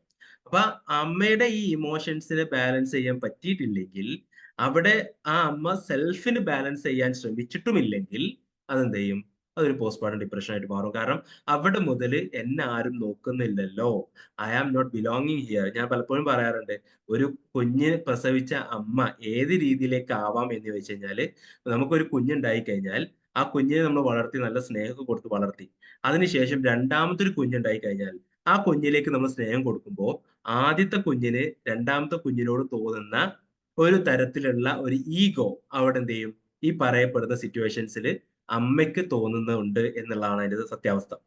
കാരണം എല്ലാവരും കുഞ്ഞിലേക്കാണ് സ്നേഹം കൊടുക്കുക. അപ്പൊ എല്ലാരും പറയും അങ്ങനെയൊന്നുമില്ല, അപ്പൊ എല്ലാവർക്കും കുഞ്ഞിന് സ്നേഹം കൊടുക്കുമ്പോൾ അമ്മക്ക് ഭയങ്കര സന്തോഷമല്ലേ? ആണ്. അത് എപ്പോഴാന്ന് വെച്ചാൽ കുറച്ചുകൂടി കഴിയുമ്പോഴാണ്. ഈ പ്രസവം കഴിഞ്ഞ് വാർഡിലേക്കൊക്കെ മാറ്റി അവിടെ കിടന്ന് കളിക്കുന്ന കളികളിലൊക്കെ അമ്മക്ക് പ്രത്യേകിച്ച് സപ്പോർട്ട് കിട്ടിയില്ലെങ്കിൽ, I am not belonging here, ഞാൻ ഇവിടെ ഒന്നും ഇല്ലേ, എന്നെ ആരും നോക്കണ്ടേ, ഞാനൊന്നല്ലേ ഇതിന്റെ കാരണക്കാരി, എന്നെ ഒന്ന് സപ്പോർട്ട് ചെയ്യണ്ടേ, എന്നോടൊന്ന് നല്ല വാക്ക് പറയണ്ടേ, എന്നെ ഒന്ന് അപ്രീഷിയേറ്റ് ചെയ്യണ്ടേ. അപ്പൊ ഇങ്ങനെയൊക്കെയുള്ള രീതിയിലുള്ള ചോദ്യങ്ങൾ ചോദിക്കുന്ന ഒരുപാട് സ്ത്രീകളുണ്ട്. അപ്പൊ എല്ലാവരും ജനറലി നമുക്ക് അങ്ങനെ പറയാൻ പറ്റില്ല, പക്ഷെ നല്ലൊരു ശതമാനം ആളുകൾ അങ്ങനെ ഉണ്ട്. ഓക്കെ. പിന്നെ ഏറ്റവും പ്രധാനപ്പെട്ട ഒരു കാരണം എന്ന് പറയുന്നത് പിന്നെന്താണ്, സൈക്കോളജിക്കൽ ഫാക്ടേഴ്സ് കഴിഞ്ഞ് കഴിഞ്ഞാൽ പിന്നെ സോഷ്യൽ ഫാക്ടേഴ്സ് ഒക്കെയാണ്.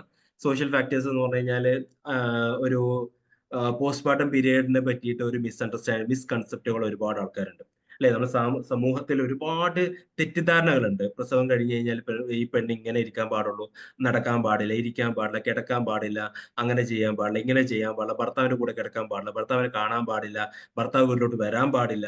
ഇങ്ങനെയൊക്കെയുള്ള ഒരു സോഷ്യൽ ഫാക്ടേഴ്സ് അത് നല്ല രീതിയിൽ പോസ്റ്റ്മോർട്ടം ഡിപ്രഷൻസ് ഉണ്ടാകും.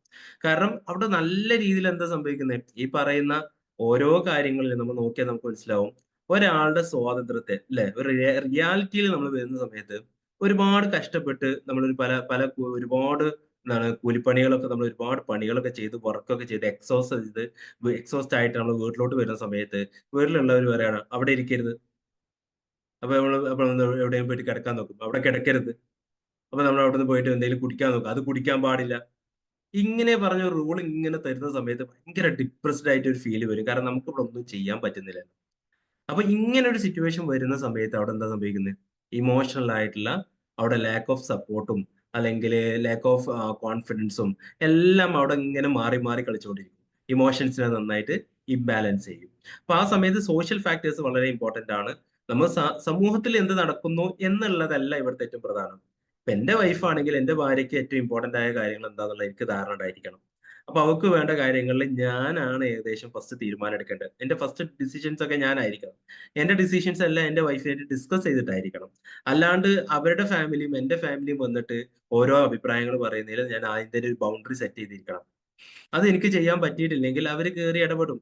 ഇടപെട്ട് കഴിഞ്ഞു കഴിഞ്ഞാല് പലപ്പോഴും അത് എന്റെ വൈഫിന് ചില മെന്റലി വീക്ക് ആയ ഒരാളാണെങ്കിൽ പലപ്പോഴും അത് അക്സെപ്റ്റ് ചെയ്യാൻ പറ്റിക്കൊള്ളുന്നില്ല. അങ്ങനെ അക്സെപ്റ്റൻസ് ഇല്ലാണ്ടായി കഴിഞ്ഞാല് അവിടെ ഇമോഷൻസിന് ഭയങ്കരമായ പ്രശ്നം ഉണ്ടാക്കും. അപ്പൊ ഇതിലാണ് നമുക്ക് എന്ത് ചെയ്യുന്നത്, ഡിപ്രഷൻ. ഇങ്ങനെയുള്ള ഒരുപാട് കാര്യങ്ങൾ തെറ്റുന്ന സമയത്താണ് എന്ത് ചെയ്യുന്നത്, അവിടെ ഡിപ്രഷൻ ഉണ്ടാവുന്നത്. അപ്പൊ ഈ ഡിപ്രഷൻസിനെ പറ്റി പൊതുവെ നമുക്കറിയാം, ഒരുപാട് സിംറ്റംസ് ആയിട്ട് ഒരുപാട് കാരണങ്ങളായിട്ട് നമുക്ക് പറയാം, പല റീസൺസ് നമുക്ക് പറയാം. ഈ പറഞ്ഞ കാര്യങ്ങളൊക്കെ അതിന്റെ റീസൺസ് ആണ്. പക്ഷെ അതിലൂടെ തന്നെയാണ് നമുക്ക് എന്ത് ചെയ്യണം, ഇതിന്റെ സ്റ്റേജസിന് പറയാനുള്ളത്. അതായത് ഇതൊക്കെ റീസൺസ് ആണെങ്കിലും പല തരത്തിലാണ് പല ആളുകളിലും കാണാറുള്ളത്. ഫസ്റ്റത്തെ ഒരു സ്റ്റേജ് എന്ന് പറയുന്നത് നോർമലി നമുക്കൊരു പോസ്റ്റ്മോർട്ടം ബ്ലൂസ് എന്നുള്ള രീതിയിൽ, അതായത് ആദ്യം ജനിച്ച് കുറച്ച് ദിവസങ്ങൾക്ക് ശേഷം ആദ്യത്തെ ഒരു 2 ആഴ്ചന്റെ ഒരു സമയത്തൊക്കെ ഒരു ടെമ്പററി ആയിട്ട് ഒരു 80% ആളുകൾക്കും ഈ ഒരു പ്രശ്നം വരും. കാരണം എന്താ വെച്ചാൽ നേരത്തെ പറഞ്ഞ പോലെ ലേബർ റൂമിൽ നിന്ന് ആ റിക്കവറി, ആ പെയിനിന്റെയും ആ ഇമോഷൻസ് ഒന്നും റിക്കവറി ആവാത്ത ആളുകൾ. അതുപോലെ തന്നെ അതിനുശേഷം ഫാമിലിയിൽ നിന്നുള്ള പ്രത്യേകിച്ചുള്ള സപ്പോർട്ട് കിട്ടാതെ നിൽക്കുന്ന സിറ്റുവേഷൻസ്. ഇപ്പോ സിസേറിയൻ ഒക്കെ ആണെന്നുണ്ടെങ്കിൽ ഒരു 5 6 അല്ലെങ്കിൽ 10 ദിവസമൊക്കെ അവിടെ ബെഡ് റെസ്റ്റിൽ ഹോസ്പിറ്റലിൽ ഉണ്ടാവും. ചിലപ്പോൾ അവിടെ റെസ്റ്റിൽ ഇരിക്കേണ്ടി വരും. ചിലപ്പോൾ 5 ദിവസം കഴിഞ്ഞാൽ പോകേണ്ടി വരും, ചിലപ്പോൾ 10 ദിവസം കഴിഞ്ഞാൽ പോകാൻ പറ്റുള്ളൂ. ഇങ്ങനെയൊക്കെയുള്ള സിറ്റുവേഷൻസ് വരുന്ന സമയത്ത് ആ സമയങ്ങളിലൊക്കെ പല ആളുകൾ വരുന്നു, പല രീതിയിലുള്ള സംസാരങ്ങൾ സംസാരിക്കുന്നു, കുട്ടിയെ പല രീതിയിൽ കമ്പയർ ചെയ്യുന്നു. ഇതെല്ലാം എങ്ങോട്ട് എത്തിച്ചേരുന്നത്, ഇതെല്ലാം ബാലൻസ് ചെയ്ത് തെറ്റിക്കുന്നത് അമ്മയുടെ ഇമോഷൻസിനെയാണ്. അപ്പൊ അമ്മയുടെ ഇമോഷൻസിനെ ബാലൻസ് തെറ്റിച്ച് കഴിഞ്ഞാൽ അപ്പൊ അവിടെ എന്ത് ചെയ്യും, ഒരു പോസ്റ്റ്മോർട്ടം ഡിപ്രഷൻസ് സ്റ്റാർട്ട് ചെയ്ത് തുടങ്ങും. അപ്പൊ അതാണ് ഫസ്റ്റ് സ്റ്റേജ് ആയിട്ട് പോസ്റ്റ്മോർട്ടം ബ്ലൂസ്. അത് ഒരു ആദ്യത്തെ 2 ആഴ്ചയിൽ ഒരു ബർത്ത് കഴിഞ്ഞതിന് ശേഷം ഒരു 2 വീക്കിലൊക്കെയാണ് അത് സംഭവിക്കുക. അപ്പൊ അതിൽ പ്രത്യേകിച്ചുള്ള ഒരു സിംറ്റംസ് എന്നൊക്കെ പറയുന്നത് എന്താണ്, നല്ല രീതിയിൽ മൂഡ് സ്വിങ്സ് ഉണ്ടാവും. നല്ല മൂഡ് സ്വിങ്സ് ഉണ്ടാവും. പിന്നെ പ്രത്യേകിച്ച് കാരണങ്ങളൊന്നും ഇല്ലാണ്ട് വെറുതെ കരയുക, പ്രത്യേകിച്ച് കാരണമൊന്നുമില്ല. എന്തൊക്കെയോ ഫീൽ ചെയ്യുന്നു, എന്തൊക്കെയോ സങ്കടങ്ങളുണ്ട്, എന്തൊക്കെയോ ചിന്തിച്ചുകൊണ്ടിരിക്കുന്നുണ്ട്. അതിങ്ങനെ കരഞ്ഞുകൊണ്ടിരിക്കാം. ഭയങ്കരമായ ഇറിറ്റബിലിറ്റി ആയിരിക്കും. പ്രത്യേകിച്ച് ഭർത്താവിനോടൊക്കെ ഭയങ്കര ദേഷ്യം കാണിക്കുക, ഭയങ്കര അഗ്രസീവ് ആവുക, ഭയങ്കര പേടി കുഞ്ഞിന് എന്തെങ്കിലും സംഭവിക്കുമോ, രാത്രി കിടന്ന് ഉറങ്ങുമൊന്നുമില്ല. ചില ആളുകളൊക്കെ പറയാറുണ്ട് ഉറക്കം വരില്ല, കാരണം ഉറങ്ങിക്കഴിഞ്ഞാൽ കുഞ്ഞിനെ നോക്കാൻ പറ്റില്ല. ഉറങ്ങി കഴിഞ്ഞാൽ കുഞ്ഞിന്റെ ചിലപ്പോൾ കൈ കുഞ്ഞിന്റെ മേലെ തട്ടുവോ, അല്ലെങ്കിൽ കാല് കുഞ്ഞിന്റെ മേലെ തട്ടുവോ, അല്ലെങ്കിൽ ഞാൻ മാറിക്കിടക്കുക, കുഞ്ഞിനെ ഒരു സ്ഥലത്ത് കിടത്തിയിട്ട് അമ്മ മാറിക്കിടക്കുക. ഇങ്ങനെയൊക്കെയുള്ള സിറ്റുവേഷൻസ് പലപ്പോഴും എന്ത് ചെയ്യാറുണ്ട്, അമ്മമാര് പറയാറുണ്ട്. അതൊക്കെ ഈ പറയുന്ന ഒരു പലതരത്തിലുള്ള ഇമോഷൻസ് തെറ്റിയിട്ട്, പലതരത്തിലുള്ള ഇമോഷൻസ് തെറ്റിയിട്ടുണ്ടാവും. കുറെ കാലം പോയിട്ടുണ്ടാവും, ചിലപ്പോൾ 4-5 വർഷം കഴിഞ്ഞിട്ടുണ്ടാവും, 2-3 മക്കളായിട്ടുണ്ടാകും. പക്ഷെ ഈ പറയുന്ന സാധനം തുടങ്ങിയത് ആദ്യത്തെ കുട്ടി ജനിച്ചപ്പോ സമയത്തുണ്ടായ ഇമോഷൻസ് ബാലൻസ് ആയിട്ടില്ല. ആ ബാലൻസ് ചെയ്യാത്തതിന്റെ ഭാഗമായിട്ട് നമ്മൾ എന്താണ്, ഇവരിങ്ങനെ പിന്നെ ലൈഫ് മുന്നോട്ട് പോയി. ഇതൊക്കെ സാധാരണ ഉള്ളതല്ലേ, എല്ലാവർക്കും ഉള്ളതല്ലേ. ഇപ്പൊ ഇവിടെ തന്നെ നമുക്കറിയാം, ഈ പറഞ്ഞ ഫസ്റ്റ് സ്റ്റേജ് എന്ന് പറയുന്നത് 80% സ്ത്രീകളുള്ള ഒരു കാര്യമാണ്. പക്ഷെ അതിനെ കൃത്യമായി ടാപ്പർ ചെയ്ത് മനസ്സിലാക്കാൻ പറ്റിയിട്ടില്ലെങ്കിൽ അത് പിന്നെ ഭയങ്കരമായി നെഗറ്റീവ് ആയിട്ടുള്ളൊരു സെക്കൻഡ് സ്റ്റേജിലോട്ട് എത്തും. ആ സെക്കൻഡ് സ്റ്റേജ് എന്ന് പറയുന്ന സമയത്ത് അത് എമേർജിങ് ഡിപ്രഷൻ ആണ്. അത് അവിടെയാണ് ശരിക്കും എന്ത് ചെയ്യുന്നത്, ആ ഡിപ്രഷന്റെ സ്വഭാവം കറക്റ്റ് ആയിട്ട് സ്റ്റാർട്ട് ചെയ്യുന്നത്. അപ്പൊ ആ ഡിപ്രഷന്റെ സ്വഭാവം സ്റ്റാർട്ട് ചെയ്യുന്ന സമയത്ത് 2 വീക്സ്, ഏകദേശം 2 ആഴ്ച മുതൽ ഏകദേശം ഒരു 4-5 അല്ലെങ്കിൽ ഒരു 3 മാസം വരെയൊക്കെയാണ് ഏകദേശം അതിന്റെ കണക്ക് പറയുന്നത്, എമേർജിങ് ഡിപ്രഷൻസ്. ആ സമയത്ത് എന്ത് ചെയ്യും, ആ ഒരു നമ്മുടെ ഡെയിലി ലൈഫിനൊക്കെ ബാധിക്കുന്ന തരത്തിലേക്കാണ് അതിന്റെ സിംറ്റംസ് വരിക. അവിടെ കാര്യമായിട്ട് ഭയങ്കരമായ സങ്കടം, ഭയങ്കരമായ സങ്കടങ്ങൾ വരും. പിന്നെ കുട്ടിയായിട്ട് ഒരു ബോണ്ടിങ് ഇങ്ങനെ നഷ്ടപ്പെടും. കുട്ടിനായിട്ട് കുഞ്ഞിനായിട്ട് എപ്പോഴും ഒരു ഒരു ഒരു ഒരു ഡിഫിക്കൽറ്റി ബോണ്ടിങ് ഉണ്ടാവും അവിടെ. നമുക്ക് നല്ലൊരു ഇമോഷണൽ ബോണ്ടിങ് ഇല്ലാതെ കുട്ടിനായിട്ട് ഭയങ്കര ഒരു കുട്ടിയെ കുറിച്ച് അങ്ങോട്ട് നീങ്ങിയാലും കുഴപ്പമൊന്നുമില്ല. കുട്ടിക്ക് ഇടക്ക് കുട്ടി കരഞ്ഞാൽ നമുക്കൊരു ഇറിറ്റേഷൻ ഫീൽ ചെയ്യാത്ത, ആ ഒരു ഉള്ളില് നമുക്ക് കുട്ടിയുടെ ലാംഗ്വേജ് ഒന്നും മനസ്സിലാക്കാതെ ആ കുഞ്ഞിലേക്ക് നമുക്ക് ഫോക്കസ് ചെയ്യാൻ പറ്റാത്ത ഒരു സിറ്റുവേഷൻ, അതാണ് എമേർജിങ് ഡിപ്രഷൻ എന്ന് പറയുന്ന സ്റ്റേജ്. അവിടെ എന്താണ്, നമുക്ക് കുട്ടിയുമായി ബന്ധപ്പെട്ടുള്ള ആക്ടിവിറ്റീസിനൊക്കെ നമുക്ക് ഇൻട്രസ്റ്റ് ഉണ്ടാവില്ല. അങ്ങനെ പല ആളുകളിലാണ് കാണാറുള്ളത്. ആ കുഞ്ഞിനെ പെട്ടെന്ന് നേരെ അമ്മക്ക് കൊടുക്കും. എന്നിട്ട് അമ്മേനോട് നോക്കാൻ പറയും. കുഞ്ഞിനെ കുളിപ്പിക്കുന്നോർത്തോ കുഞ്ഞിനെ കാര്യങ്ങൾ ചെയ്യുന്നോർത്തോ ഒന്നും ഈ പറയുന്ന അമ്മയ്ക്ക് എന്ത് ചെയ്യാൻ പറ്റില്ല, ഇൻട്രസ്റ്റ് ഉണ്ടാവില്ല. അപ്പൊ വേറെ ആരോടെങ്കിലും നോക്കാൻ പറയാം, വേറെ ആരെയും നോക്കിക്കഴിഞ്ഞാൽ ഇവര് സമാധാനമായിട്ട് ഇരിക്കാം എന്നുള്ളൊരു കോൺസെപ്റ്റിലായിരിക്കും ഉണ്ടാവുക. അപ്പോൾ loss of interest in activities. പിന്നെ ഏറ്റവും പ്രധാനപ്പെട്ടുള്ളതാണ് സ്ലീപ്പ് ആൻഡ് അപ്പറ്റൈറ്റ് ചേഞ്ചസ്, ഉറക്കം. അതുപോലെ ഭക്ഷണത്തിന്റെ സ്വഭാവങ്ങളും, മര്യാദയ്ക്ക് കഴിക്കൂല, അല്ലെങ്കിൽ ഒരുപാട് അങ്ങ് കഴിക്കുക, അല്ലെങ്കിൽ ആ ഈറ്റിംഗ് ഡിസോർഡേഴ്സ് അവിടെ വരും. മര്യാദയ്ക്ക് ഭക്ഷണം ഇല്ലാണ്ടാവുക, അല്ലെങ്കിൽ വിശപ്പ് ഇല്ലാണ്ടാവുക, അല്ലെങ്കിൽ ഭയങ്കരമായ വിശപ്പ് തോന്നുക. ഇങ്ങനെ പ്രത്യേകിച്ച് എല്ലാ സിസ്റ്റത്തിന്റെയും, നമ്മുടെ ഇമോഷൻസിനെ ബാധിച്ചു എന്ന് പറയുമ്പോൾ തന്നെ ശരീരത്തിനെ ബാധിക്കുന്നതിന് കൂടെ ഭാഗങ്ങൾ, ഇതൊക്കെ സൈനാണ്. ഒരു എമേർജിങ് ഡിപ്രഷൻ എന്ന് പറയുന്ന സ്റ്റേജിലേക്ക് എത്തുമ്പോൾ ഉണ്ടാവുന്ന സംഭവങ്ങളാണ്. പിന്നെ ഉള്ളതാണ് നേരത്തെ പറഞ്ഞത്, നമ്മൾ വെറുതെ ഒരു കാര്യമില്ലാതെ കരയാന്ന് പറഞ്ഞല്ലോ, അതേപോലെ ഇത് ഇവിടെ എക്സസീവ് ക്രൈയിങ് ആയിരിക്കും. എപ്പോഴും കരഞ്ഞുകൊണ്ടേയിരിക്കും. ചെറിയ ചെറിയ കാര്യങ്ങൾ പറയുമ്പോഴേക്കും അങ്ങ് കരഞ്ഞ് കരഞ്ഞ് കരഞ്ഞ് തീർക്കുക. അപ്പൊ കരഞ്ഞ് തീരുമ്പോഴേക്കും ചില ആളുകളൊക്കെ പറയും, ഞാനൊക്കെ ഒരു 3 മാസം കരഞ്ഞ് കരഞ്ഞ് തീർത്തുകയായിരുന്നു പറയും. കാരണം ആ കരഞ്ഞ് തീർത്തിട്ട് പിന്നെ കരയാൻ ഇവരെ കൊണ്ട് പറ്റില്ല. പിന്നെ ഇവരൊരു ഫ്രീസ് ആയിട്ടുള്ള ഒരു മൈൻഡ് സെറ്റ് ആയിരിക്കും. എന്തെങ്കിലും നടക്കട്ടെ, എന്തെങ്കിലും നടക്കട്ടെ, എന്ത് സംഭവിച്ചാലും എനിക്ക് കുഴപ്പമില്ല എന്ന് പറയുന്ന ഒരു ഫ്രീസ് ആയ ഒരു മൈൻഡ് സെറ്റിലായിരിക്കും പിന്നെ ഉണ്ടാവുക. ഇതാണ് ഒരു എമർജിങ് ഡിപ്രഷൻ, അതായത് ഒരു 2-3 മാസത്തിന്റെ സ്വഭാവങ്ങൾ. പിന്നെ അങ്ങോട്ടേക്ക് പിന്നെ എത്തുന്നത് ഒരു മന്ത് ടു ഇയർ ആണ്. ഒരു വർഷം വരെയൊക്കെ, അല്ലെങ്കിൽ ഒരു 6-7 മാസം വരെയൊക്കെ ഒരു ഫുൾ ബ്ലോൺ പോസ്റ്റ്പാർട്ടം ഡിപ്രഷൻ. അതാണ് ഫുൾ ബ്ലോൺ പോസ്റ്റ്പാർട്ടം ഡിപ്രഷൻ. അത് കുറച്ചുകൂടി സിവിയർ ആയി തുടങ്ങി. കുറച്ചുകൂടി സിവിയർ ആയി തുടങ്ങിയെന്ന് പറഞ്ഞു കഴിഞ്ഞാൽ ആ സമയത്ത് ഭയങ്കരമായ തോട്ട്സ് വരും. എന്താ തോട്ട്സ് അറിയോ, ചിന്തകൾ എന്ന് പറഞ്ഞു കഴിഞ്ഞാൽ സാധാരണഗതിയിൽ ചിന്തകളായിരിക്കില്ല, ഗിൽട്ടിന്റെ ചിന്തകളായിരിക്കും. ഭയങ്കര എന്താ പറയുക, കുറ്റബോധം തോന്നും പല കാര്യങ്ങൾ ചെയ്തതിൽ, അല്ലെങ്കിൽ മെന്റലി ഒരു സാറ്റിസ്ഫാക്ഷൻ, ഒന്നും എന്ത് ചെയ്താലും സാറ്റിസ്ഫൈഡ് ആവില്ല. നേരത്തെ പറഞ്ഞ കുറെ കരച്ചിലുണ്ടാവും എന്ന് പറഞ്ഞ പോലെ തന്നെ എന്ത് സംഭവിച്ചു കഴിഞ്ഞാലും നമുക്കൊരു സാറ്റിസ്ഫാക്ഷൻ ഇല്ലാത്തൊരു സംഭവം. പിന്നെ withdrawing from partner, baby or support systems, എല്ലാവരിൽ നിന്നുകൊണ്ട് ഐസൊലേറ്റ് ചെയ്ത് നിൽക്കും, ഒറ്റക്ക് നിൽക്കുക. കുട്ടിയെ നോക്കൂല, കുട്ടിന്റെ കാര്യങ്ങൾ ചെയ്യൂല, ഭർത്താവിൽ നിന്ന് മാറി നിൽക്കും. ഇങ്ങനെ വരുന്നൊക്കെ മാറി നിന്ന് ഒരു വിഷയത്തിലേക്കും ശ്രദ്ധിക്കാണ്ട്, താല്പര്യം ഉണ്ടാവില്ല, ലോസ് ഓഫ് ഇൻട്രസ്റ്റ് തന്നെ അവിടെ കാണിക്കുന്നത്. പിന്നെ ഇടയ്ക്കിടയ്ക്ക് ആങ്സൈറ്റി, അതായത് ഇവിടെ കുട്ടിയോട് സ്നേഹമില്ല എന്ന് പറയുന്ന രീതിയല്ല ഉണ്ടാവേണ്ടത്. ആ കുഞ്ഞിനെ കൃത്യമായി ടേക്ക് കെയർ ചെയ്യാനുള്ള പേടി. ഓക്കെ, ആ ടേക്ക് കെയർ ചെയ്യാനോർത്ത് ഭയങ്കര പേടിയായിരിക്കും. ഞാൻ എന്തെങ്കിലും ചെയ്താൽ കുഞ്ഞിന് എന്തെങ്കിലും പറ്റുമോ, അങ്ങനെയൊക്കെ ആയിരിക്കും ചിന്ത ഉണ്ടാവുക. അതുപോലെ തന്നെ ആ സമയത്തൊക്കെ പ്രത്യേകിച്ച് ഈ നിപ്പിൾ ക്രാക്സ് ഒക്കെ വരുന്ന സമയത്ത് ഭയങ്കരമായ ഒരു എന്താണ് പാല് കൊടുക്കാൻ പറ്റാത്ത ചില സിറ്റുവേഷൻസ് ഒക്കെ ഉണ്ടാവും ചില ചില അമ്മമാര്. ആ സമയത്ത് നമ്മൾ ഈ പറയുന്ന എന്താണ് മിൽക്ക് പൗഡേഴ്സ് ഒക്കെ കിട്ടും. അപ്പൊ അതൊക്കെ കൊടുക്കുന്ന സമയത്ത് വെറുതെ ചിന്തിക്കും, എന്റെ കുഞ്ഞിന് എന്റെ പാല് കൊടുക്കാൻ പറ്റുന്നില്ലല്ലോ, അപ്പൊ പിന്നെ ഞാൻ എന്തിനാ അമ്മയാന്ന് പറഞ്ഞ് നടക്കുന്നത്, അപ്പൊ എനിക്ക് കൊടുക്കാൻ പറ്റുന്നില്ല. കാരണം അവിടെ ഒരു റീസൺ ഉണ്ട്.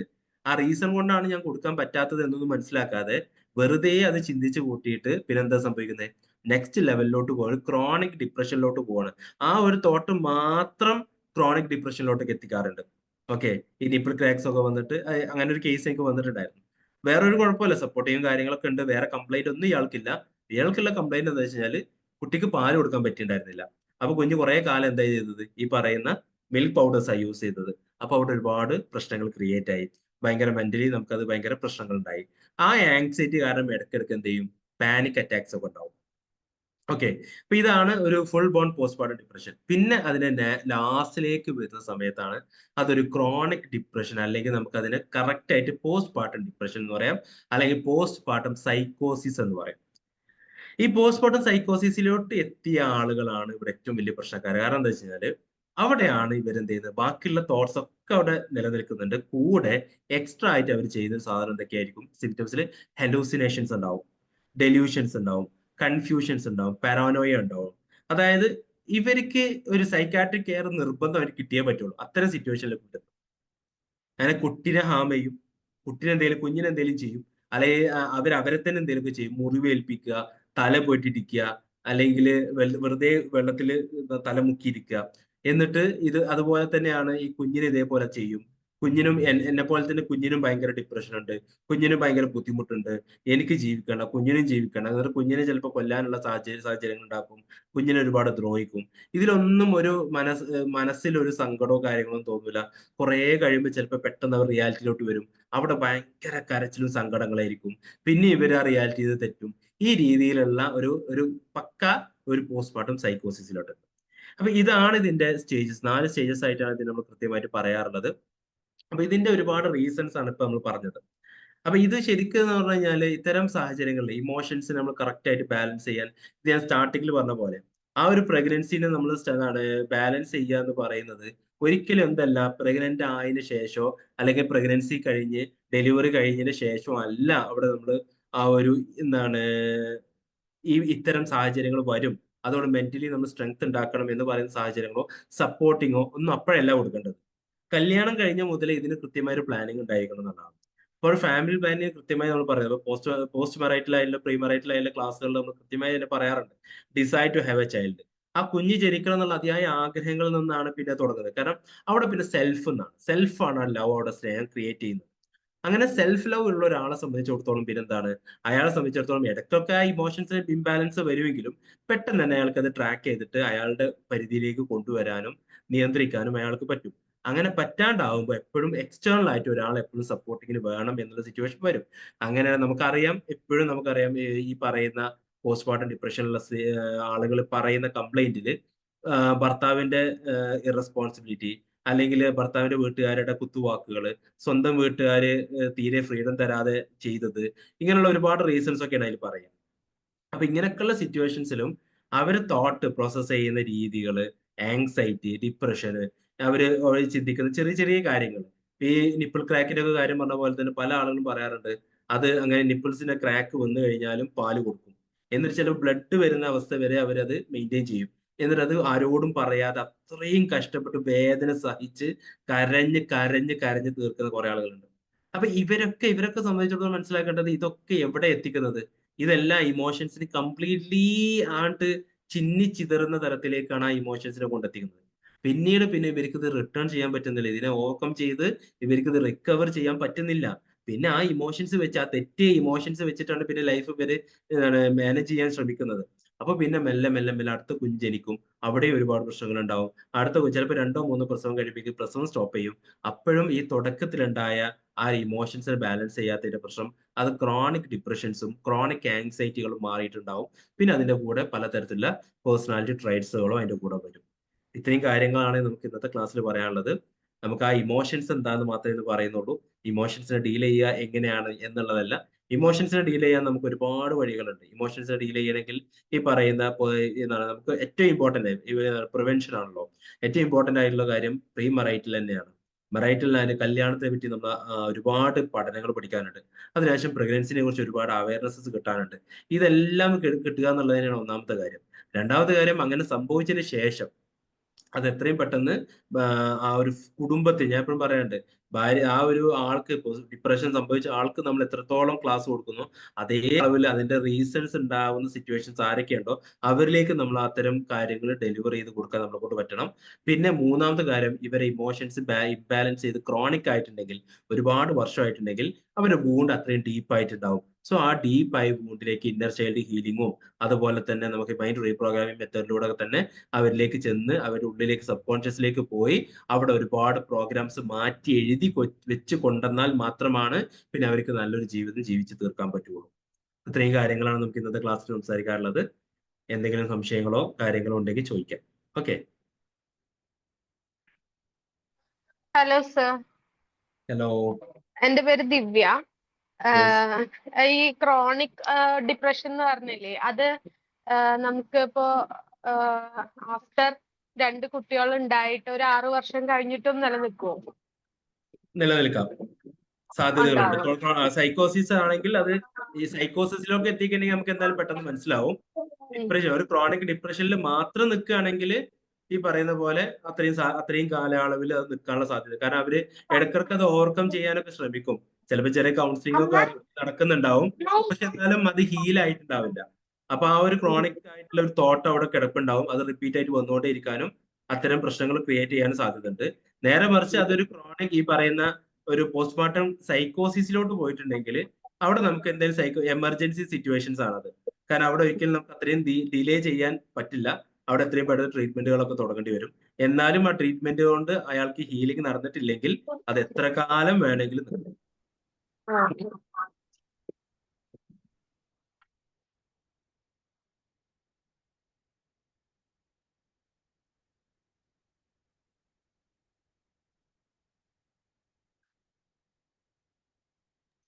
ഇനി ആർക്കെങ്കിലും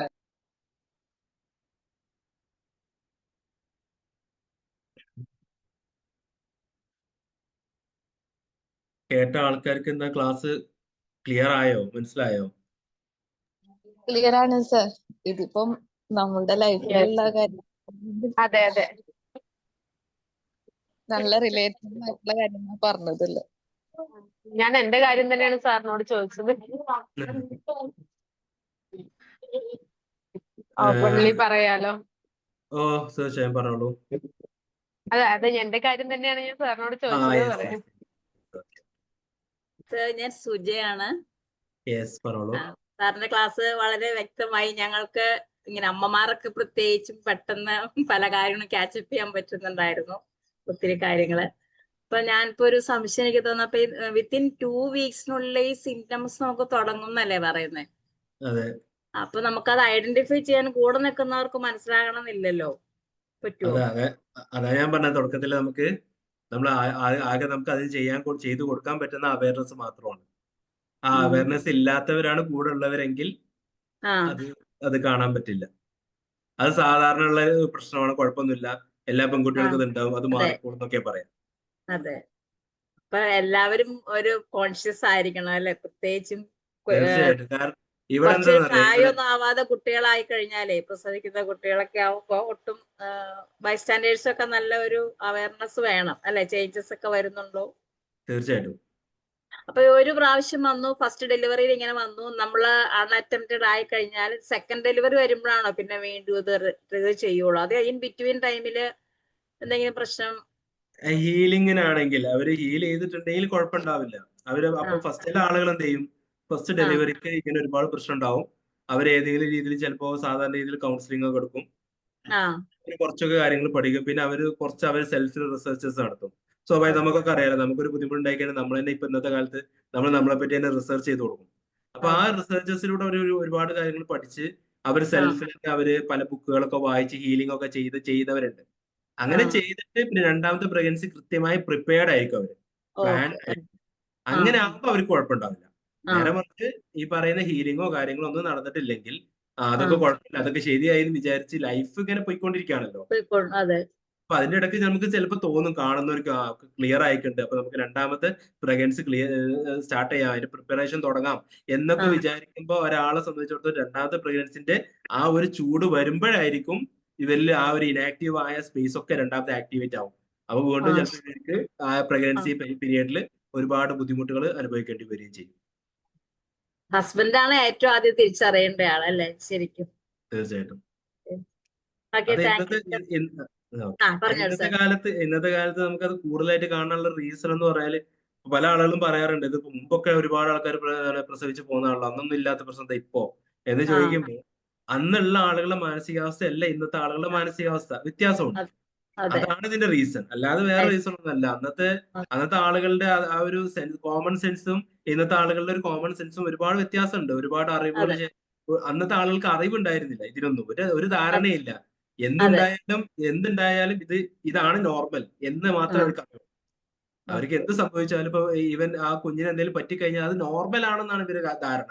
അല്ലാതെ അത് കാരണം അന്നൊരു 8ഉം 10ഉം പ്രസവങ്ങൾ നടക്കുന്ന സ്ത്രീകളുള്ള കാലങ്ങളില് ഒരു കുഞ്ഞിന് ഇപ്പൊ മിസ്കാരേജ് വന്നു കഴിഞ്ഞാലും അവരെ സംബന്ധിച്ചിടത്തോളം അത് വലിയ കുഴപ്പമില്ല, അടുത്ത കുട്ടിയെ നോക്കാം എന്നുള്ള ഒരു കോമൺ ആയിട്ടുള്ള സംഭവം വരുന്നുള്ളൂ. പക്ഷെ ഇന്നത്തെ അങ്ങനെയല്ല, ആകെ ഓൾറെഡി 2 or 3 കുട്ടികളേ ഉള്ളൂ, അല്ലെങ്കിൽ ഇന്ന് കുട്ടികളില്ല എന്ന് പറയുന്നതിന്റെ കാരണങ്ങൾ ഒരുപാട് നമ്മൾ കാണുന്നുണ്ട്. ഇൻഫെർട്ടിലിറ്റി സിസ്റ്റം ഒരുപാട് കാണുന്നുണ്ട്.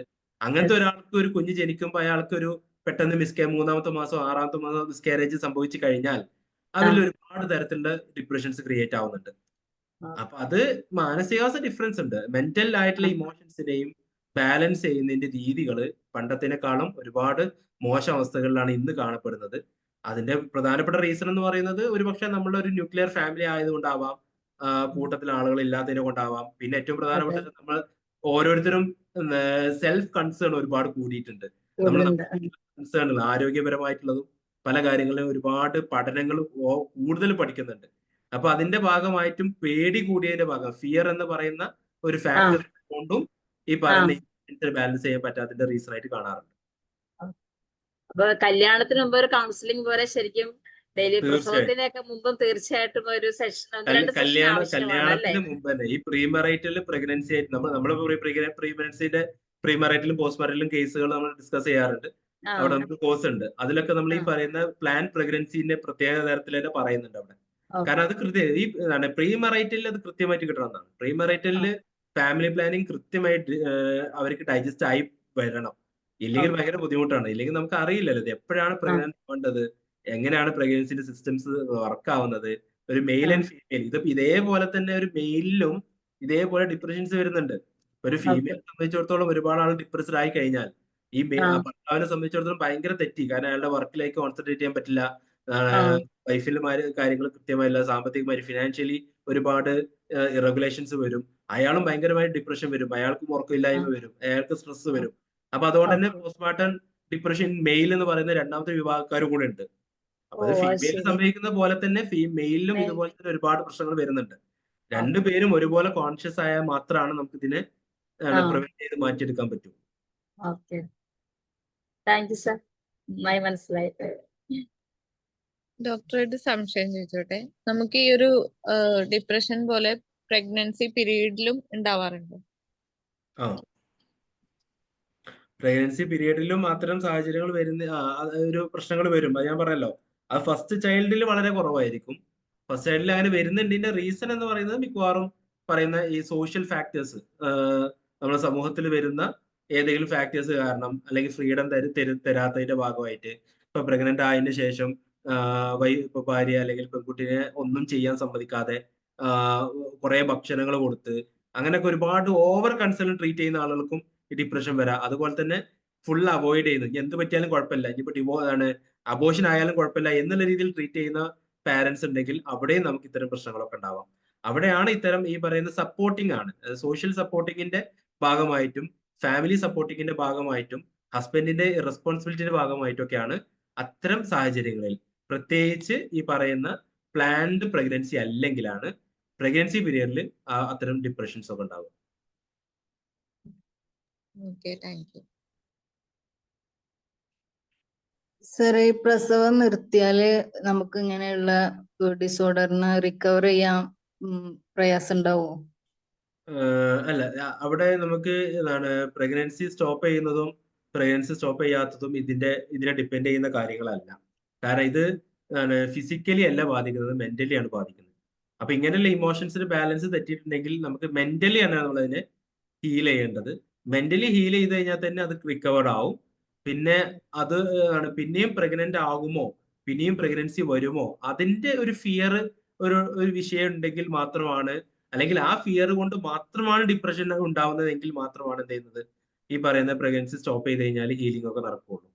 ഇല്ലെങ്കിൽ അതുകൊണ്ട് കാര്യമില്ല. കാരണം അതൊരു ഫാക്ടർ അല്ലല്ലോ. പൊതുവെ അതൊരു സെക്സ് ഫാക്ടർ ആണത്. ഈവൻ ഒരു കണ്ടിന്യൂസ് സെക്സിനെ ഇല്ലാതാക്കാൻ വേണ്ടിയിട്ടാണ് നമ്മൾ എന്ത് ചെയ്യുന്നത്. ആ ഒരു പേടി, ചില ആൾക്കാർക്ക് ഒരു ഫിയർ ഉണ്ടാവും. സ്ത്രീകളിൽ ഓർഗാസം നഷ്ടപ്പെടാറുണ്ട്. അതുപോലെ തന്നെ സെക്സിന് ഇൻട്രസ്റ്റ് ഇല്ലാണ്ടാവുന്നുണ്ട്. അതൊക്കെ ഉണ്ടാവുന്നത് നെക്സ്റ്റ് പ്രഗ്നൻസിന്റെ പേടിയാണ്. ഒരു പ്രഗ്നൻസിയിൽ ഒരുപാട് അനുഭവങ്ങൾ അനുഭവിച്ചിട്ടുണ്ടാവും, നെഗറ്റീവ് ഇമ്പാക്ട് ഉണ്ടായിട്ടുണ്ടാവും. അപ്പൊ നെക്സ്റ്റ് പ്രഗ്നൻസി ഭയങ്കര പേടിയായിരിക്കും. അതിനെക്കൊണ്ട് സെക്സിനോട് താല്പര്യം കുറഞ്ഞ ആളുകളുണ്ടാവും.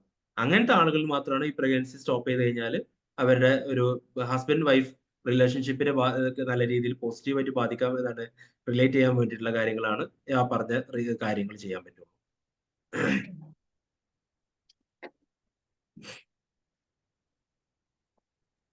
ഹലോ സർ, എൻ്റെ പേര് സ്മിത.